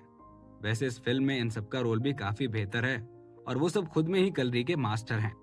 इस फिल्म में पुलिसमैन का किरदार निभाने वाले जो 3 लोग हैं वो एंटरटेनमेंट इंडस्ट्री के टॉप लाइन के स्टार्स हैं। अब जब किरदारों का रोल तय हो चुका है, सारे इक्विपमेंट्स आ चुके हैं और बजट भी फाइनल कर लिया गया है, तो अब सिर्फ शूटिंग करने की देर है। स्टूडियो में फिल्म क्रू के बीच डिस्कशन करने के बाद ये फिल्मिंग टीम जो काफी लंबे टाइम से इस दिन का इंतजार कर रही थी, खुश हो गई। इस बार इस फिल्म की प्रोडक्शन कंपनी लव स्टूडियो है और राहुल ही इसका डायरेक्टर है। तो ये फिल्म कब शूट करनी है, ये सिर्फ राहुल के हाथ में है। उसने अपने परिवार के साथ कुछ दिन समय बिताया और फिर राहुल ने क्रू को फिल्म के ओपनिंग सीन शूट करने के लिए बुला लिया। आज मुहूर्त शॉट का दिन था। वैसे तो राहुल ने किसी भी मीडिया को इनवाइट नहीं किया था और ना ही इसके लॉन्च के बारे में पब्लिक को बताया था, लेकिन पांडा वीडियो के रिपोर्टर्स जबरदस्ती अंदर घुसने की कोशिश कर रहे थे। राहुल के करीबी दोस्त भी इस सेरेमनी में आए थे और वो राहुल की फिल्म आत्मरक्षण के लॉन्च की खुशी में कुछ तोहफे भी लेकर आए हैं। राहुल को सरप्राइज देने के लिए Saraswati film and television production company के मालिक सुमित पंडित आए थे, जो कि वरुण के पिताजी हैं, और कल्चरल प्रोपेगेंडा डिपार्टमेंट के डिप्टी डायरेक्टर दिलीप अवस्थी, जो कि मनन के पापा हैं, वो भी आए थे। तभी किसी एक रिपोर्टर ने उन्हें वहां देखकर एक दूसरे से कहा, हे उधर देखो, वो तो Saraswati film and television production company के मालिक सुमित पंडित है ना, और उनके साथ कल्चरल प्रोपेगेंडा डिपार्टमेंट के डिप्टी डायरेक्टर दिलीप अवस्थी भी हैं। ये लोग यहाँ पर क्या कर रहे हैं? ऐसा लग रहा है कि जैसे ये खबर अब कल अखबार में छपने वाली है। हाँ हाँ, ये तो वही है। सुनो, जल्दी से जल्दी जितनी पिक्चर्स ले सकते हो ले लो, किसी रिपोर्टर ने कहा। फिर रिपोर्टर्स एक एक करके काफी सारी पिक्चर्स लिए जा रहे थे। आमतौर पर दिलीप अवस्थी जैसे इतने बड़े इंसान के साथ काफी ज्यादा हाई सिक्योरिटी होती है, लेकिन वो आज के सेरेमनी के लिए बिना किसी सिक्योरिटी के आए थे। इससे पता चलता है कि उनके और राहुल के बीच का संबंध काफी ज्यादा गहरा है। धीरे धीरे रिपोर्टर्स उस पार्टी में घुसने में सफल हो गए और सिक्योरिटी ना होने की वजह से दिलीप अवस्थी और सुमित पंडित लगभग 20 रिपोर्टर्स से घिर चुके थे। तभी वहां खड़े राहुल ने पलाश को दिखाया कि कैसे वो दोनों रिपोर्टर से घिर चुके हैं। ये देखकर पलाश हंस रहा था, लेकिन थोड़ी देर बाद ही राहुल उनके पास गया। मिस्टर सुमित, मिस्टर दिलीप, आप लोग यहाँ कैसे? राहुल उनके पास जाकर उनसे मिला। अब क्योंकि एक पब्लिक प्लेस है, इसीलिए राहुल ने उन्हें अंकल नहीं बोला। पलाश भी राहुल के पीछे आ गया। मुझे ये देखकर खुशी हुई कि आज आप लोग इन रिपोर्टर से घिर गए हैं। आखिर आपके जैसे मंत्रालय के लोग इन बेचारों से ज्यादा बात नहीं करते हैं। पलाश ने ऐसा मजाक किया कि सभी हंसने लगे। दिलीप अवस्थी ने हंसते हुए कदम आगे बढ़ाए और राहुल से हाथ मिलाते हुए कहा, राहुल, हमें पूरी उम्मीद है कि हर बार की तरह इस बार भी तुम एक शानदार फिल्म बनाओगे। मिस्टर दिलीप, अभी तो मुझे यह भी नहीं पता कि आखिर ये फिल्म मैं बना भी पाऊंगा या नहीं। राहुल ने मुस्कुराते हुए कहा, आपको क्या पता कि मैं कितने ज्यादा प्रेशर में हूँ। इस वक्त राहुल सच बोल रहा है। दरअसल राहुल की सबसे बड़ी चिंता थी कि इस फिल्म को रियल से रियल रखने के चक्कर में राहुल ने एक्टर्स नहीं बल्कि रियल मार्शल आर्ट्स फाइटर्स लिए थे, जो कि इससे पहले आज तक स्क्रीन के सामने कभी नहीं आए हैं। पता नहीं वो कैसे एक्ट करेंगे और उन्हें कोई देखेगा भी या नहीं। तभी सुमित पंडित ने मुस्कुराते हुए कहा, मुझे लगता है कि हमें दरवाजे पर खड़े नहीं रहना चाहिए। चलो अंदर चलते हैं। देखो, ये सारे रिपोर्टर्स हमारे आसपास ही खड़े हैं। अब हम उनके सामने बात ना ही करें तो ही बेहतर है। आप सही कह रहे हैं, चलिए अंदर चलकर ही बात करते हैं। पलाश ने आगे कहा, वैसे भी मुहूर्त शॉट शुरू ही होने वाला है। ये बोलकर चारों बात करते हुए अंदर जाने लगे। यहाँ खड़े रिपोर्टर्स उन्हें इस तरह से हंसी मजाक करते देख और उन्हें ऐसे बातें करते देख और भी ज्यादा हैरान हो चुके थे। उन लोगों की बात करने के लहजे को देखकर उनके मन में बार बार यही सवाल आ रहा था कि आखिर इन लोगों के बीच क्या खिचड़ी पक रही है।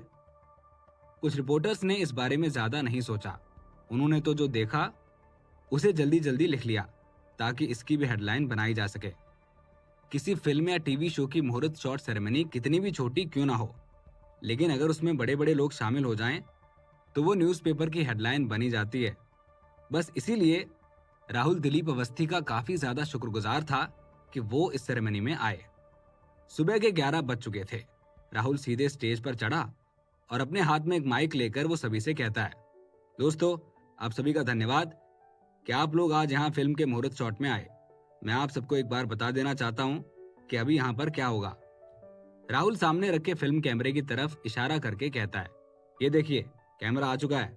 अब हम इस फिल्म का सबसे पहला शॉट लेंगे और वो शॉट होगा गणपति बप्पा का। जैसा कि हम सभी जानते हैं कि हर दिन शूटिंग के पहले सबसे पहले बप्पा की पूजा की जाती है और फिर शूटिंग शुरू होती है। तो आइए हम लोग शॉट शुरू करें। राहुल ये बोलते ही स्टेज से उतर जाता है। उसने माइक को अभी भी अपने हाथ में ही ले रखा है। उसके नीचे उतरते ही दो लोग आते हैं और एक कुर्सी पर गणपति की मूर्ति रखकर नीचे उतर जाते हैं। तभी राहुल का असिस्टेंट डायरेक्टर शौनक, जो कि उसके शो में भी उसका असिस्टेंट था, स्टेज पर आता है। वो कैमरे की तरफ देखता है और गणपति की मूर्ति के सामने बैठकर अपने हाथ में एक स्लेट ले लेता है जिस पर आत्मरक्षण का नाम लिखा होता है और राहुल का नाम भी लिखा होता है। फिर उसके स्टूडियो का नाम भी लिखा हुआ होता है। शौनक को देखकर राहुल अपने माइक पर बोलना शुरू करता है, लाइट्स, कैमरा। राहुल ने जैसे ही लाइट्स बोला तो लाइट चालू हो गई और फिर जैसे ही कैमरा बोला तो कैमरा चालू हो गया। तभी शौनक उस स्लेट पर लिखी चीजें जोर से बोलने लगता है, Love Studio presents Atmarakshan, a film directed by Rahul Shekhawat. ये बोलते ही वो स्लेट के क्लैप को जोर से मारता है और मूर्ति के सामने से हट जाता है। उसके हटते ही राहुल बोलता है, एक्शन। लगभग 1 मिनट तक कैमरा चलता है और गणपति की मूर्ति को शूट करता है। फिर वापस राहुल की आवाज आती है, कट, और शॉट कट हो जाता है। इस मुहूर्त शॉट के होते ही लोग जोर जोर से तालियां बजाने लगते हैं और सभी लोग राहुल के पास आकर उसको बधाई देने लगते हैं। राहुल सबको शुक्रिया बोलता है और फिर अपने माइक में सभी से कहता है, आप सभी का बहुत बहुत धन्यवाद। दोस्तों, आप सबकी ब्लेसिंग्स की बदौलत ही आज ये सब कुछ हो पा रहा है। आज मैं बहुत गर्व महसूस कर रहा हूँ कि मैं मेरे दादाजी का सपना पूरा करने की शुरुआत कर चुका हूँ। सब लोग तालियां बजाते हैं। दोस्तों, आप सबके लिए ठीक पीछे खाने की टेबल लग चुकी है, तो आप लोग प्लीज खाना खाए बिना मत जाइएगा। Thank you. ये बोलकर राहुल ने माइक रख दिया और सबके बीच जाकर सबसे मिलने लगा। आखिर राहुल की ये फिल्म क्या रंग लाएगी? क्या राहुल इसे एक यादगार फिल्म बना पाएगा? क्या राहुल अपने दादाजी का सपना पूरा कर पाएगा? इस कहानी में आगे क्या होगा, जानने के लिए सुनते रहिए सुपरस्टार पापा, सिर्फ पॉकेट एफएम पर। मुहूर्त शॉट खत्म होते ही सभी लोग खाने की टेबल्स की तरफ जाने लगे। जैसे ही सब खाने की टेबल की तरफ देखते हैं तो पाते हैं कि उन टेबल्स पर बहुत सारे बलून सजाए गए हैं। जैसे ही लोगों ने उस तरफ देखा, वैसे ही एक एक करके वो बलून फूटने लगे। जब ये बलून्स एक साथ फूटे तो ऐसा लगा कि जैसे कहीं पर पटाखे फोड़कर जश्न मनाया जा रहा हो। जैसे ही बलून फूटना बंद हुए, सबने फिर से तालियां बजाईं और खुशी में जोर जोर से चिल्लाए। बलून के फूटने की आवाज जैसे ही रुकी, राहुल ने तुरंत अनाउंस किया, तो दोस्तों, इसी आगाज के साथ आत्मरक्षण की शूटिंग आज से शुरू होती है। जैसे ही राहुल ने अपनी बात पूरी की, वैसे ही सारे लोग जोर जोर से तालियां बजाने लगे और राहुल को बधाई देने लगे। उसके बाद एक साधारण सी प्रेस कॉन्फ्रेंस हुई। वैसे तो यहाँ पर प्रेस कॉन्फ्रेंस के लिए कोई जगह नहीं थी, लेकिन होटल के ओपन स्पेस में जहाँ पर सिग्नेचर वॉल लगी थी, वहीं पर थोड़ा सा सेटअप करके प्रेस कॉन्फ्रेंस अरेंज करवाई गई। स्टेज पर लीड लेते हुए राहुल ने माइक लेकर मेहमानों से उन सभी लोगों का इंट्रोडक्शन करवाया जो आत्मरक्षण की क्रिएटिव टीम से जुड़े हुए हैं। अब तो रिपोर्टर्स इतने अच्छे मौके को अपने हाथ से गंवाना नहीं चाहते थे। आखिर वो यहाँ पर इसीलिए तो आए थे ताकि वो अपने न्यूज़पेपर के लिए बड़ी बड़ी खबरें ले जा सकें। मिस्टर दिलीप, क्या मैं आपसे पूछ सकता हूँ कि आपका राहुल के साथ क्या रिश्ता है? आखिर आप इतने छोटे से शॉर्ट फिल्म के मुहूर्त शॉट सेरेमनी में क्यों आए हैं? सवाल जवाब शुरू हो चुके थे और शुरुआत में ही कुछ रिपोर्टर्स ने दिलीप अवस्थी से ये सवाल पूछ लिया। इससे समझ आ रहा था कि वो ये जानने के लिए कितने ज्यादा जिज्ञासु हैं। दिलीप अवस्थी ने मुस्कुराते हुए कहा, पहले तो मैं आपको ये बता दूं कि मेरे यहाँ आने से राहुल का कोई लेना देना नहीं है। मुझे तो मेरे डिपार्टमेंट से इनविटेशन आया था कि मैं इस ट्रेडिशनल फिल्म के प्रमोशन में चला जाऊं, और ये तो एक इत्तेफाक ही है कि यहाँ पर आकर मुझे पता चला कि ये राहुल की फिल्म है। दिलीप ने पहले ही मन में एक प्लान सोच लिया था और वो रिपोर्टर्स को ये नहीं बताना चाहता था कि राहुल और उसके परिवार एक दूसरे के फैमिली फ्रेंड्स हैं। और रही बात सिंदबाद द सेलर की, तो वो भी इस बारे में किसी को कुछ नहीं बताना चाहते थे। एक मिनट, तो क्या आप मिस्टर राहुल को पहले से जानते हैं?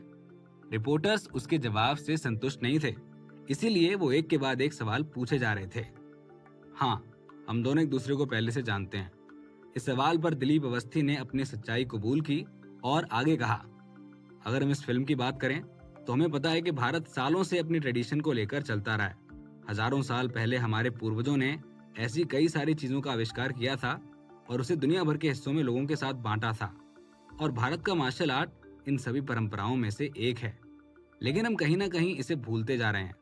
इसीलिए मेरा मानना है कि जब राहुल की ये फिल्म हम लोगों के मन में हमारे पूर्वजों की याद को ताज़ा कर देगी और बाहरी देशों में हमारे देश का सम्मान बढ़ा देगी, तब हम मानेंगे कि हमारी फिल्म आत्मरक्षण एक सक्सेसफुल फिल्म है। मिस्टर दिलीप अवस्थी, आपके कहने का मतलब क्या है कि इस फिल्म से कल्चरल प्रोपेगेंडा डिपार्टमेंट भारतीय परंपरा को प्रमोट करने की कोशिश कर रहा है? काफी देर बाद किसी रिपोर्टर ने कुछ मुद्दे की बात कही थी। दिलीप अवस्थी ने मुस्कुराते हुए सवाल का सीधा जवाब ना देकर इस बात को ही पलटते हुए कहा, अरे यार, आप लोग सिर्फ मुझसे ही सवाल मत पूछिए। मैं इस फिल्म का मुख्य पात्र नहीं हूँ। जाइए राहुल से बात कीजिए, वो इस फिल्म का मुख्य किरदार निभाने वाले हैं। रिपोर्टर्स ने तुरंत ये सवाल राहुल और बाकी लोगों से पूछना शुरू कर दिया। हाँ राहुल, क्या ये बात सच है कि ये शॉर्ट फिल्म थिएटर्स में रिलीज नहीं होने वाली है? ऐसी बात नहीं है, राहुल ने मुस्कुराते हुए कहा। ये तो थिएटर वालों पर डिपेंड करता है।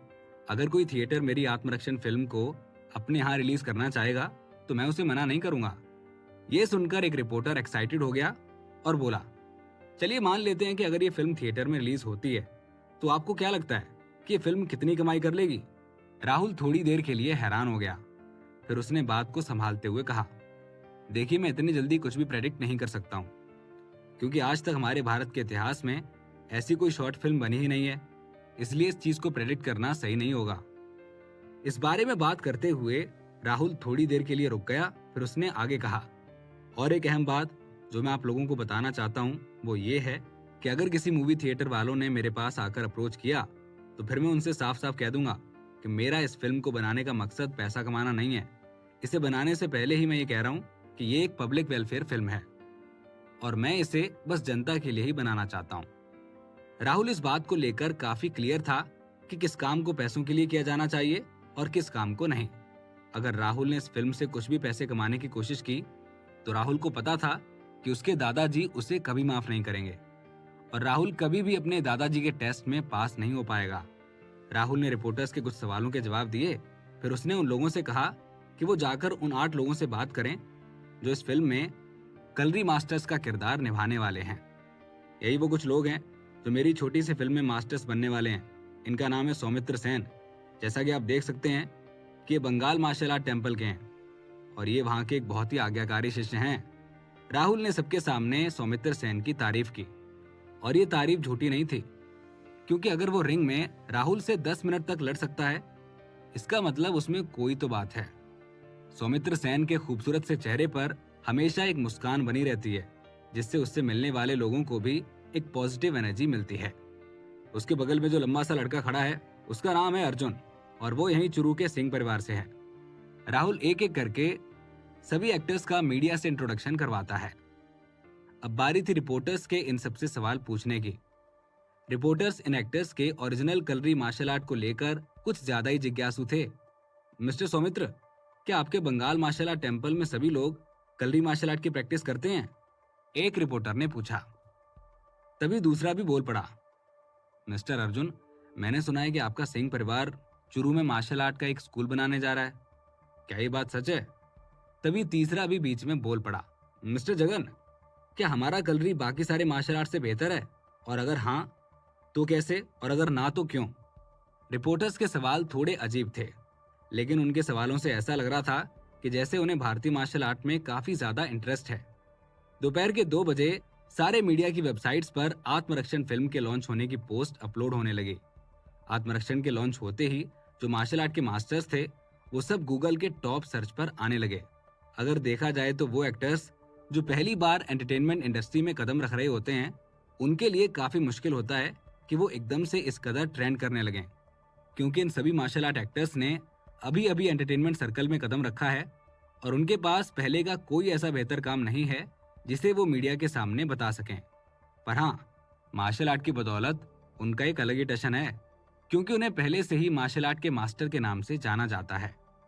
जब इन सभी के इंटरव्यू वीडियोस को सोशल मीडिया पर पोस्ट किया गया, तो जितने भी यंगस्टर्स थे वो आत्मरक्षण फिल्म की टीम को बधाई देने लगे।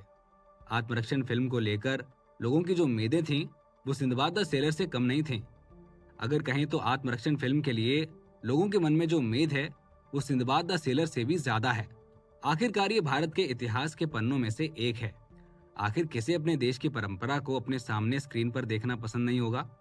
अगर लोगों को मौका दिया जाए कि या तो वो एक वास्तविक चीज देखें या तो फिर कोई इल्यूजन, तो लोग जरूर वास्तविकता की तरफ ही जाएंगे। इंटरनेट पर आत्मरक्षण फिल्म को लेकर काफी ज्यादा बातें होने लगी और बात करने वाले लोगों में से खासकर यंगस्टर्स ही थे। बड़े बड़े टीवी चैनल और न्यूज़पेपर वाले, जिन्हें अभी तक कोई खबर नहीं मिली थी, उन्हें अचानक ऐसा मालूम पड़ा कि आत्मरक्षण फिल्म के लॉन्च की मुहूर्त शॉट खत्म हो चुकी है। वो सब सोच रहे थे कि राहुल का लव स्टूडियो उन्हें मुहूर्त शॉट सेरेमनी के लिए इनवाइट करेगा, लेकिन ऐसा कुछ भी नहीं हुआ। लेकिन अब इस न्यूज को पेपर में छापने के लिए काफी देर हो चुकी थी, क्योंकि मुहूर्त शॉट सेरेमनी से जुड़ी सारी वीडियोस और सारी पोस्ट इंटरनेट पर वायरल हो चुके थे। जितने भी बड़े बड़े टीवी स्टेशन और न्यूज़पेपर वाले थे, वो अपने कंटेंट का इस्तेमाल करके आत्मरक्षण फिल्म की मुहूर्त शॉट सेरेमनी से जुड़ी सारी खबरें निकालने में लग गए। अगले ही दिन सुबह 8 बजे चुरू के पुलिस स्टेशन के बाहर शूटिंग के लिए जरूरी सारे इक्विपमेंट्स तैयार हो चुके थे और जितने भी क्रू मेंबर्स थे वो इधर उधर भाग रहे थे और शूटिंग की तैयारी कर रहे थे। वैसे तो आत्मरक्षण फिल्म सिर्फ 20 मिनट की थी, लेकिन क्योंकि राहुल इस फिल्म का मुख्य किरदार भी था, इसीलिए उसे एक असिस्टेंट डायरेक्टर की जरूरत थी जो उसके साथ इस फिल्म को शूट करने में उसकी हेल्प करे। शौनक, जो कि पहले भी राहुल के साथ उसके शो में काम कर चुका है, वही इस शूट में भी राहुल का असिस्टेंट है। मार्शल आर्ट जैसी फिल्मों को शूट करने में शौनक को भी काफी मजा आता है, इसीलिए उसने राहुल की हेल्प करने के लिए उस टीवी सीरीज की शूटिंग को बीच में ही छोड़ दिया जिसे वो शूट कर रहा था। ये जानते हुए भी कि इस फिल्म के किसी भी क्रू मेंबर को या फिर एक्टर को ज्यादा पैसे नहीं दिए जा रहे हैं, शौनक यहाँ पर आया और इस वजह से राहुल उसका काफी ज्यादा शुक्रगुजार भी है। क्या सभी लोग तैयार हैं?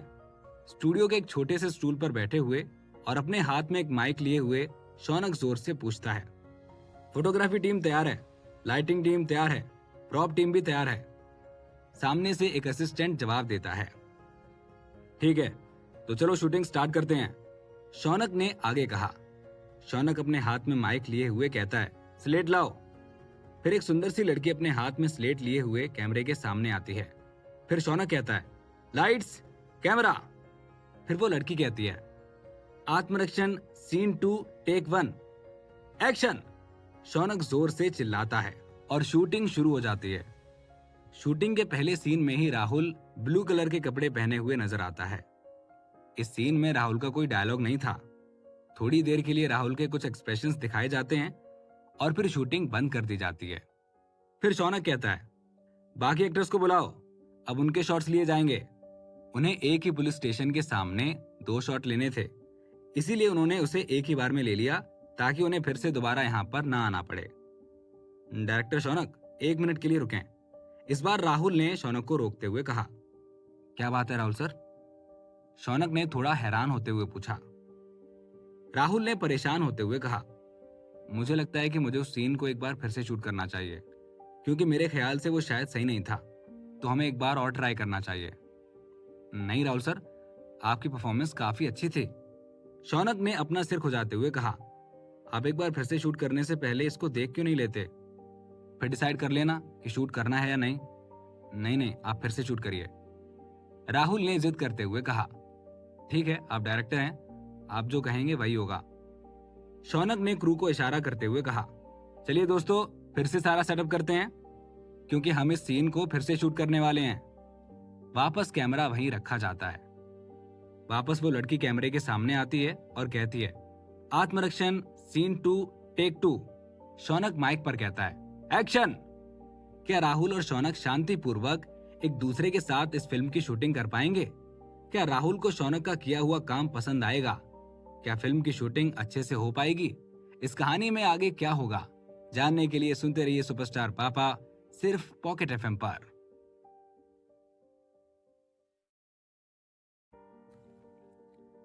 जहां एक तरफ राहुल लव स्टूडियो की प्रोड्यूस की हुई आत्मरक्षण फिल्म की शूटिंग करने में बिजी था, वहीं दूसरी तरफ ऑरेंज लाइट मीडिया के अंदर कुछ और ही खिचड़ी पक रही थी। उनके नए शो के डायरेक्टर अभिनव और ऑरेंज के बीच में दरार आ चुकी थी। हम कह सकते थे कि इसका कहीं ना कहीं राहुल से लेना देना है।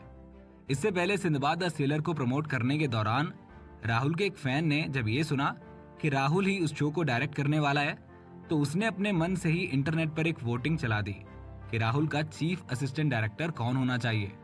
उसने अपनी वोटिंग लिस्ट में ढेर सारे डायरेक्टर्स के नाम डाले, लगभग 20 डायरेक्टर्स के नाम।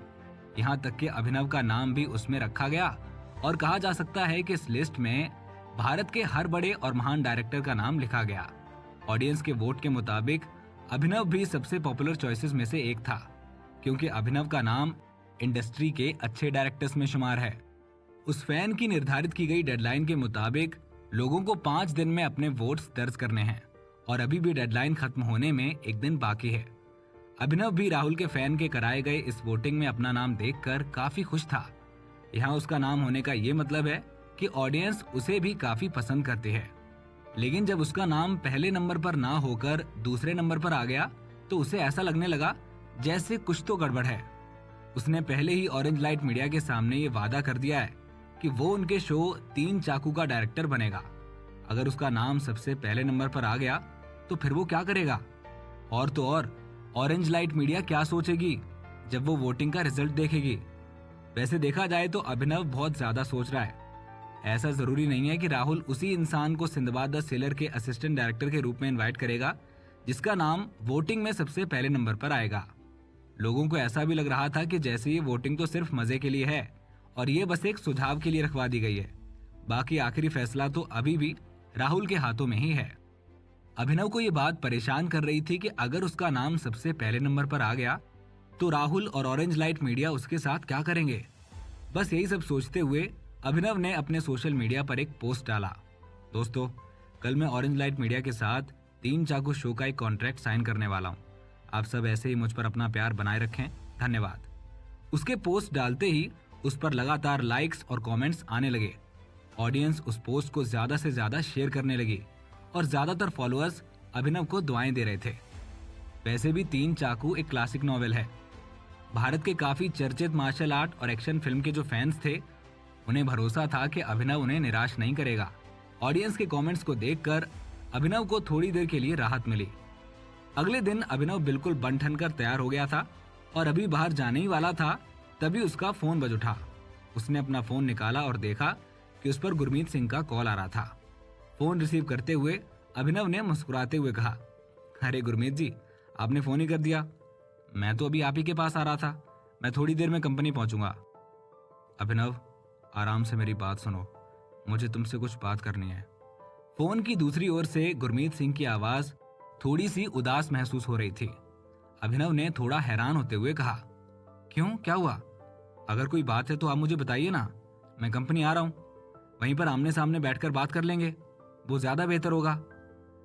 अभिनव, देखिए, मैं आपको सीधे सीधे बताता हूं, गुरमीत सिंह ने आह भरते हुए कहा। देखो, हमने सुभाष शर्मा को हायर कर लिया है और अब हम 3 चाकू फिल्म के डायरेक्टर की जगह उन्हें देने वाले हैं। क्या? अभिनव की आवाज अचानक से तेज हो गई। क्या ये फैसला अशोक वर्मा का है? हाँ, गुरमीत सिंह ने आगे कहा, कल दोपहर में ही उन लोगों ने कॉन्ट्रैक्ट साइन कर लिया है। अभिनव ने सोफे पर बैठते हुए चेहरा बनाकर कहा, अशोक वर्मा के ऐसा करने का मैं क्या मतलब निकालूं? मैं अभिनव हूं, क्या उसकी मेरे साथ कोई तुलना है? देखो अभिनव, नाराज मत हो, शांत रहो। गुरमीत सिंह ने सीधे कहा, मैं बस तुम्हें पहले से ये सब कुछ बता देना चाहता था ताकि तुम ज्यादा ना सोचो। मैंने तुम्हारे लिए एक दूसरे प्रोडक्शन हाउस में एक मार्शल आर्ट फिल्म के डायरेक्शन की बात कर ली है, लेकिन बस तुम्हें उसमें असिस्टेंट डायरेक्टर के रूप में काम करना होगा। लेकिन मैं ये दावे के साथ कह सकता हूँ कि तुम्हें असिस्टेंट डायरेक्टर से ज्यादा ही सुविधाएं मिलेंगी। तुम एक बार इसे ट्राई कर सकते हो। अभिनव का चेहरा पूरी तरह गुस्से से भर चुका था। उसने कहा, गुरमीत, मैं आपको एक बात साफ साफ कह देता हूँ कि मैं ये काम नहीं करूंगा। इतने सालों में मेहनत करके मैंने ये ओहदा कमाया है और अब आप चाहते हैं कि मैं वापस नीचे आ जाऊं? I am sorry.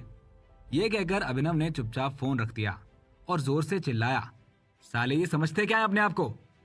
फिर अपना गुस्सा शांत करके वो बोलता है, ठीक है अशोक वर्मा, मैं देख लूंगा तुझे, छोड़ूंगा नहीं। अभिनव सोफे पर बैठ चुका था। वो इस बारे में जितना ज्यादा सोच रहा था, उसे उतना ही गुस्सा आ रहा था। उसने अपना सोशल मीडिया प्रोफाइल निकालकर ऑरेंज लाइट मीडिया वाला पोस्ट डिलीट कर दिया। वैसे उसे गुस्से से ज्यादा अफसोस था कि एक फिल्म को डायरेक्ट करने का मौका उसके हाथ से निकल गया। प्रेस कॉन्फ्रेंस रखने से पहले ही ऑरेंज मीडिया ने अभिनव को यह वादा किया था कि वो उसे अपने शो 3 चाकू का डायरेक्टर बनाएंगे। लेकिन अब शो का डायरेक्टर बदल चुका है और अंदाजा लगाया जा सकता है कि ऑरेंज मीडिया को लग रहा होगा कि सुभाष वर्मा अभिनव से बेहतर है, या फिर ऐसा भी हो सकता है कि ऑरेंज मीडिया और सुभाष शर्मा के बीच में कोई साठगांठ हो गई हो। ऑडियंस अब इंटरनेट पर इस बारे में चर्चा कर रही थी कि अभी तो अभिनव ने पोस्ट किया था कि वो ऑरेंज मीडिया के साथ एक कॉन्ट्रैक्ट साइन कर रहा है और अचानक से उसने वो पोस्ट डिलीट कर दिया। पोस्ट करने और डिलीट करने के बीच सिर्फ आधे घंटे का फर्क रहा होगा। अभिनव के दोस्त और उसके साथ काम करने वाले एक्टर्स तुरंत उसे मैसेज भेजने लगे कि आखिर क्या बात हुई है। फैंस और ऑडियंस सभी परेशान हो चुके थे। सबके मन में एक ही सवाल आ रहा था कि आखिर उसने ऐसा क्यों किया। अभिनव अभी इस मूड में बिल्कुल नहीं था कि वो किसी को रिप्लाई कर सके, इसलिए वो अपना कंप्यूटर बंद करके चुपचाप सोफे पर बैठ गया और ऊपर सीलिंग की ओर देखने लगा। थोड़ी देर ऐसे ही चुपचाप बैठे रहने के बाद जब अभिनव को अपनी एनर्जी फिर से वापस मिली तो उसने अपना फोन निकालकर गुरमीत सिंह को मैसेज किया, हेलो गुरमीत, मुझे तुम्हारी हेल्प चाहिए। तुम मुझे बस ये पता करके बताओ कि आखिर अशोक वर्मा ने मुझे ऐसे ही बीच में क्यों निकाल दिया। इसके जवाब में गुरमीत सिंह ने सिर्फ 2 शब्द भेजे थे, सोशल मीडिया। इन 2 शब्दों का मतलब काफी क्लियर था। इंटरनेट पर उस फैन के द्वारा जो वोटिंग करवाई गई थी, उसी की वजह से आज अभिनव को ये दिन देखने को मिल रहा है। क्योंकि अभिनव की रेटिंग बहुत ज्यादा थी, इसलिए ऑरेंज लाइट मीडिया के अशोक वर्मा को ऐसा लगा कि कहीं वो अपनी जॉब बदल ना ले, इसीलिए उसने शूट के शुरू होने से पहले ही उसे बदल दिया। बस इसी वजह से अशोक वर्मा ने अभिनव को 3 चाकू से बाहर निकाल दिया और उसकी जगह पर सुभाष शर्मा को हायर कर लिया। अभिनव को बहुत ही बुरा महसूस हुआ, क्योंकि इस वोटिंग से उसका क्या ही लेना देना था। अगर वोटिंग इवेंट में उसका नाम सबसे पहले नंबर पर था, तब भी वो कहीं जा तो नहीं रहा था, और वो तो असिस्टेंट डायरेक्टर की वोटिंग थी। अभिनव तो असिस्टेंट डायरेक्टर कभी नहीं बनता। अभिनव तो ये भी सोच रहा था कि इसमें राहुल और उसके फैंस की तो कोई गलती नहीं थी, ये तो ऑडियंस की चॉइस थी। तो अगर किसी का दोष दिया भी जाए तो सिर्फ ऑडियंस को ही दोष दिया जा सकता है।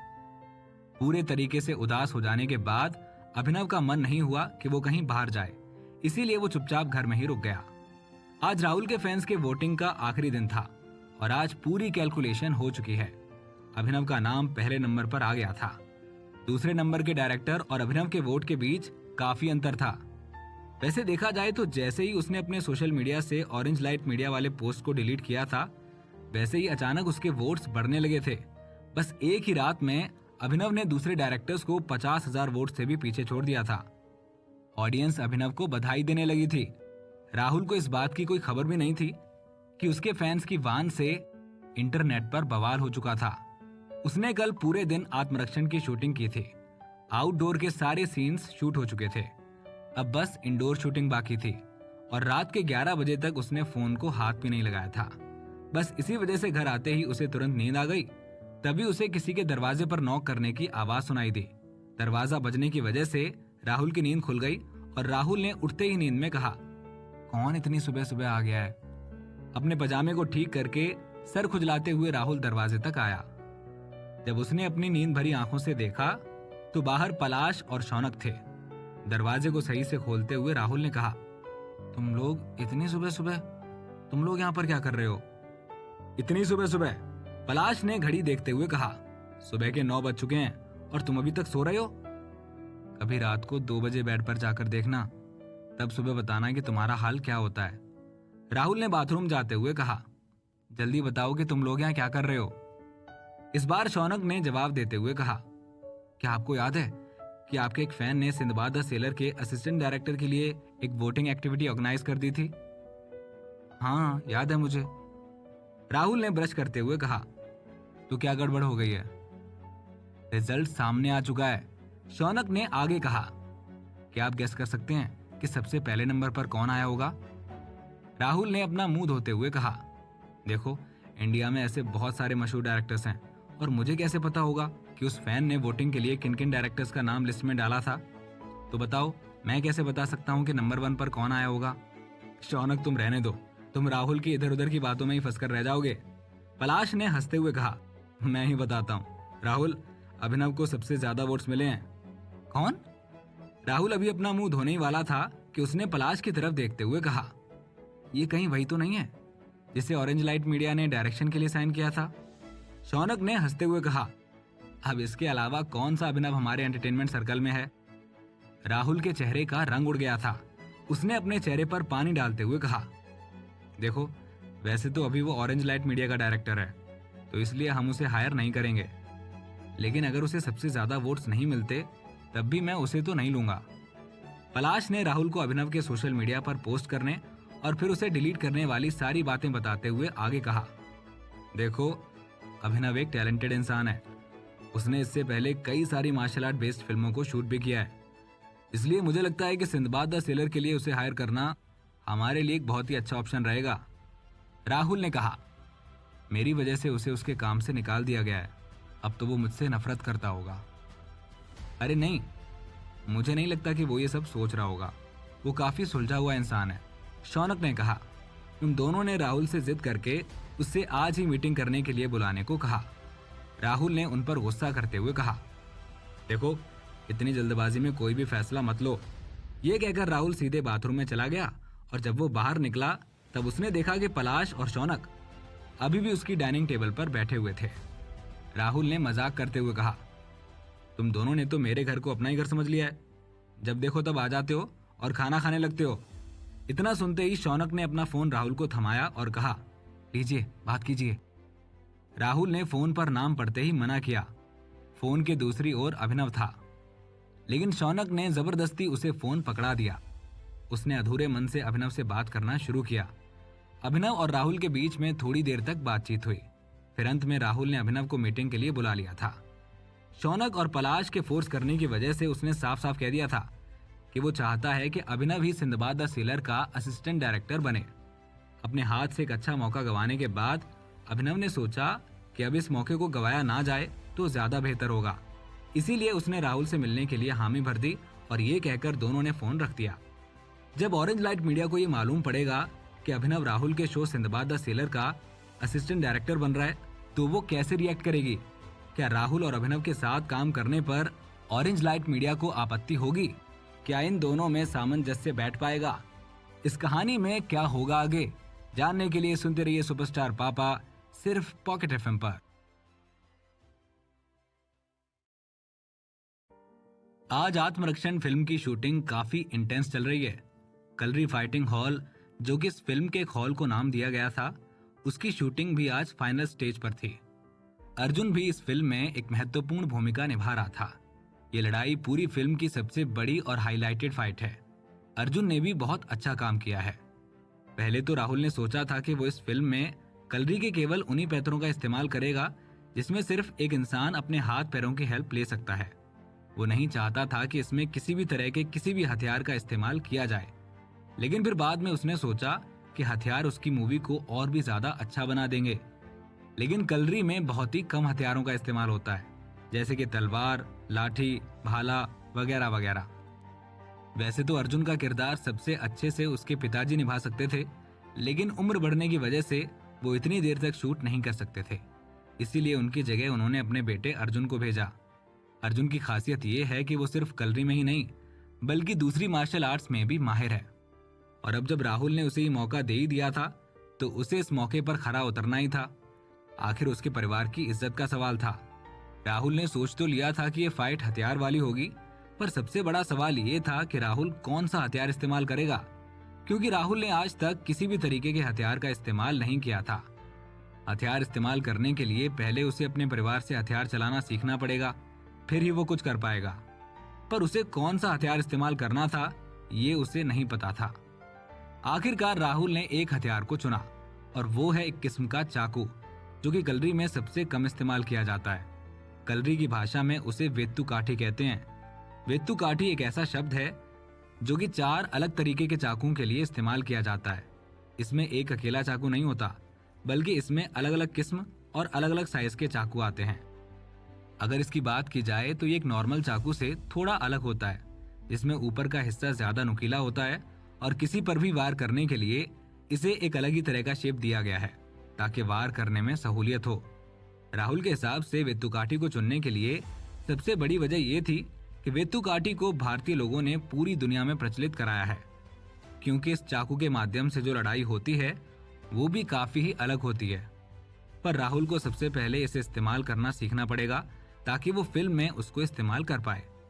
जब राहुल अर्जुन के साथ चाकू चलाना सीखने की तैयारी कर ही रहा था कि तभी अचानक से उसका फोन बजा।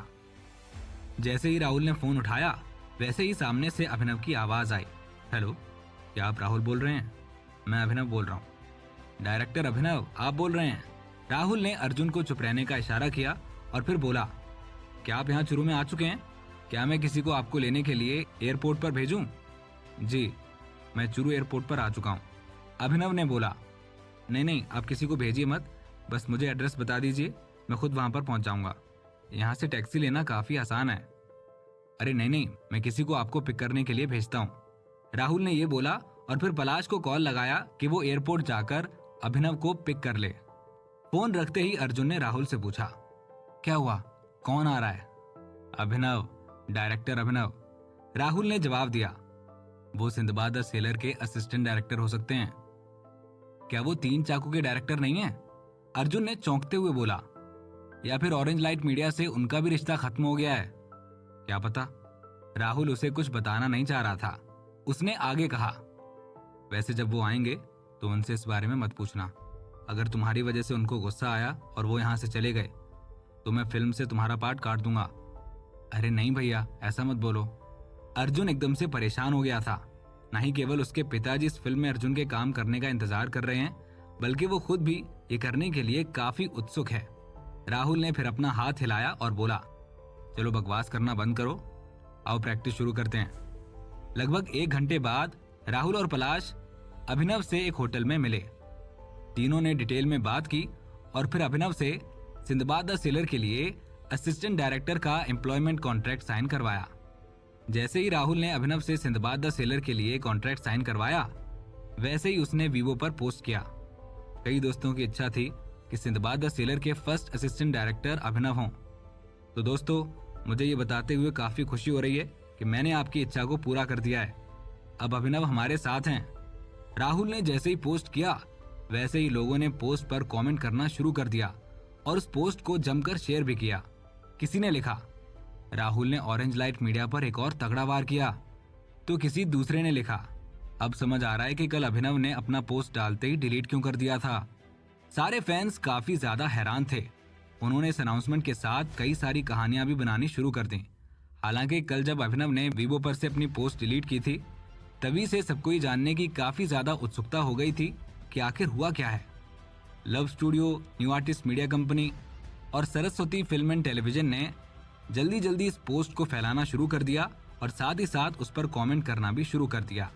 लव स्टूडियो की तरफ से लिखा गया, director Abhinav, thank you so much हमारी टीम को ज्वाइन करने के लिए। टीम में आपका स्वागत है। न्यू आर्टिस्ट मीडिया कंपनी ने पोस्ट किया, डायरेक्टर अभिनव कॉन्ग्रेचुलेशंस हमारे ऑर्गेनाइजेशन में काम करने के लिए।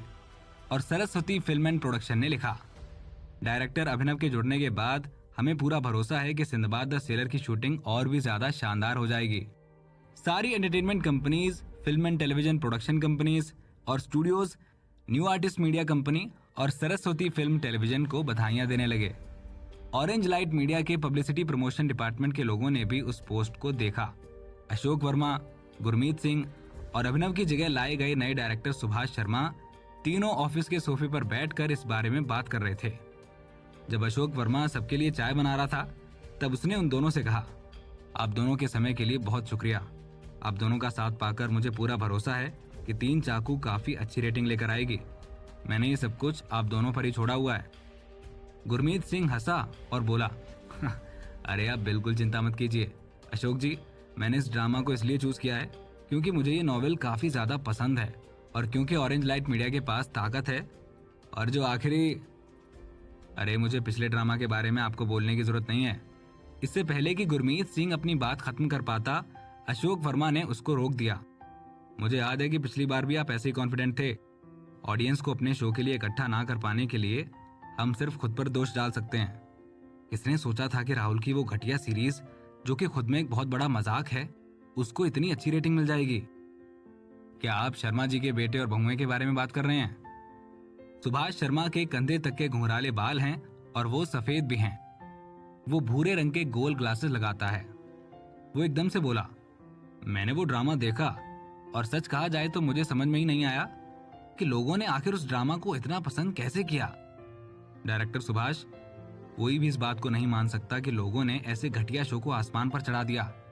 गुरमीत सिंह ने बात को आगे बढ़ाते हुए कहा, आजकल की ऑडियंस काफी ज्यादा स्ट्रेस में रहती है।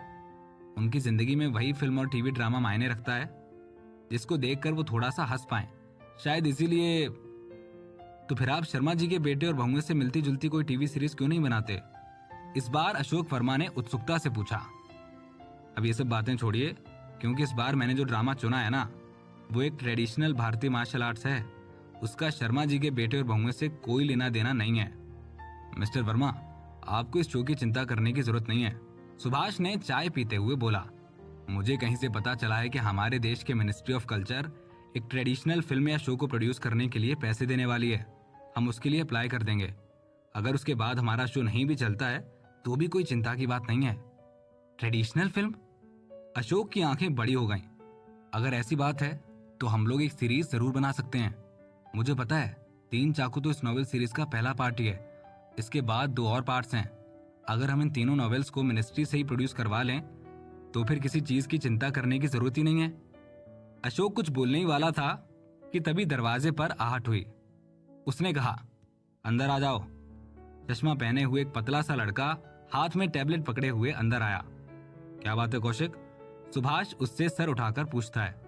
कौशिक ने गुरमीत सिंह और अशोक की तरफ रूम में देखा और फिर बोला, लव स्टूडियो ने सिंदबाद द सेलर के लिए अभिनव को साइन कर लिया है। सुभाष के हाथ में जो चाय की प्याली थी वो छलक गई और जमीन पर गिर गई।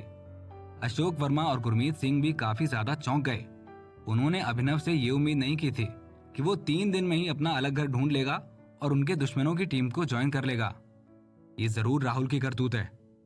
थोड़ी देर बाद अशोक ने बोला, गुरमीत, क्या तुम अभी भी मुझ पर इल्जाम लगाओगे उसको निकालने के लिए?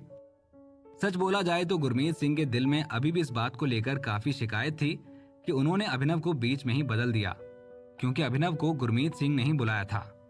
अशोक वर्मा की इस हरकत ने गुरमीत सिंह को ये गलत इंसान बना दिया था। मैं भी थोड़ा सा परेशान था, पर मुझे लगता है कि मैंने आप पर गलत इल्जाम लगाया है। गुरमीत ने चाय उठाई और अशोक से माफी मांगते हुए बोला, इस बात को जाने दो, कोई बात नहीं, मुझे कोई दिक्कत नहीं है। अशोक का चेहरा काफी गुस्से में था, पर वो गुरमीत सिंह पर कोई भी इल्जाम नहीं लगा रहा था। पर उसने बोला, अब मैं बस इतना मांगता हूँ कि आप दोनों इस टीवी सीरीज को बनाने में और भी ज्यादा मेहनत करें, ताकि ऑडियंस को पता चल जाए कि अभिनव को बदलना गलत फैसला नहीं था। जब अशोक वर्मा ये बात बोल रहा था, तब उसकी आंखों में काफी ज्यादा गुस्सा दिख रहा था, क्योंकि जब से राहुल ने डेब्यू किया था, तब से ऑरेंज लाइट मीडिया ने काफी ज्यादा नुकसान झेला था। उन्हें उसकी वजह से काफी ज्यादा दिक्कतों का सामना करना पड़ा था। अब वो राहुल से और भी ज्यादा नफरत करता था। 3 चाकू का जब बजट बना था, तब वो 150 मिलियन का था, पर अब अशोक वर्मा ने 50 मिलियन और लगाने का सोच लिया। 200 मिलियन में वो सबसे अच्छे एक्टर्स, प्रॉप और कॉस्ट्यूम सब लाकर रख देगा, ताकि जब उसकी सीरीज बने तो वो सबसे ज्यादा बेहतर हो। वो राहुल को इस बार सच में हरा पाए और ऑरेंज लाइट मीडिया वापस से सबकी नजरों में छा पाए। राहुल और ऑरेंज लाइट मीडिया के बारे में हर तरह की खबरें हर जगह फैली हुई थी। ऑरेंज लाइट मीडिया ने 3 चाकू को प्रमोट करने के लिए काफी ताकत लगाई हुई थी। इसी के साथ इन्होंने एक और शो लॉन्च करने की सोची, जिसका नाम रखा गया endless challenge. Endless challenge treasure Hunt की तरह ही है। एंटरटेनमेंट इंडस्ट्री से जाने पहचाने चेहरे आते रहेंगे और इस चैलेंज मिशन में हिस्सा लेते रहेंगे, इसीलिए इस पर ज्यादा पब्लिसिटी नहीं करनी पड़ेगी। ये कहा जाता है कि मेहनत हमेशा रंग लाती है। इतने सारे दिनों के प्रमोशन के बाद ऑरेंज लाइट मीडिया का सेलिब्रिटी इफेक्ट काम करना शुरू कर चुका था। नया शो आने से पहले ही उनके चैनल के हर एक शो की रेटिंग पहले से काफी ज्यादा बढ़ गई थी। ऑरेंज लाइट मीडिया ने अब जाकर 3 पॉइंट की रेटिंग ब्रेक की थी। इस बात ने अमन वर्मा और अशोक वर्मा को काफी ज्यादा खुश कर दिया था। इसीलिए इन्होंने अपने एम्प्लॉयज के लिए एक छोटी सी पार्टी भी रखी और इंटरनेट पर उसकी पब्लिसिटी भी की।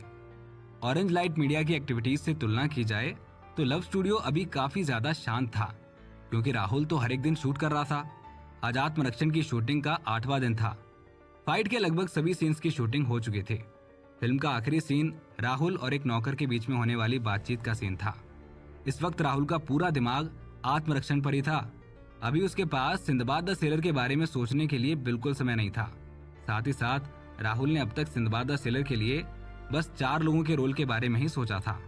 उसको नहीं पता था कि पलाश इंडस्ट्री के सीनियर्स से कैसे बात करने वाला है।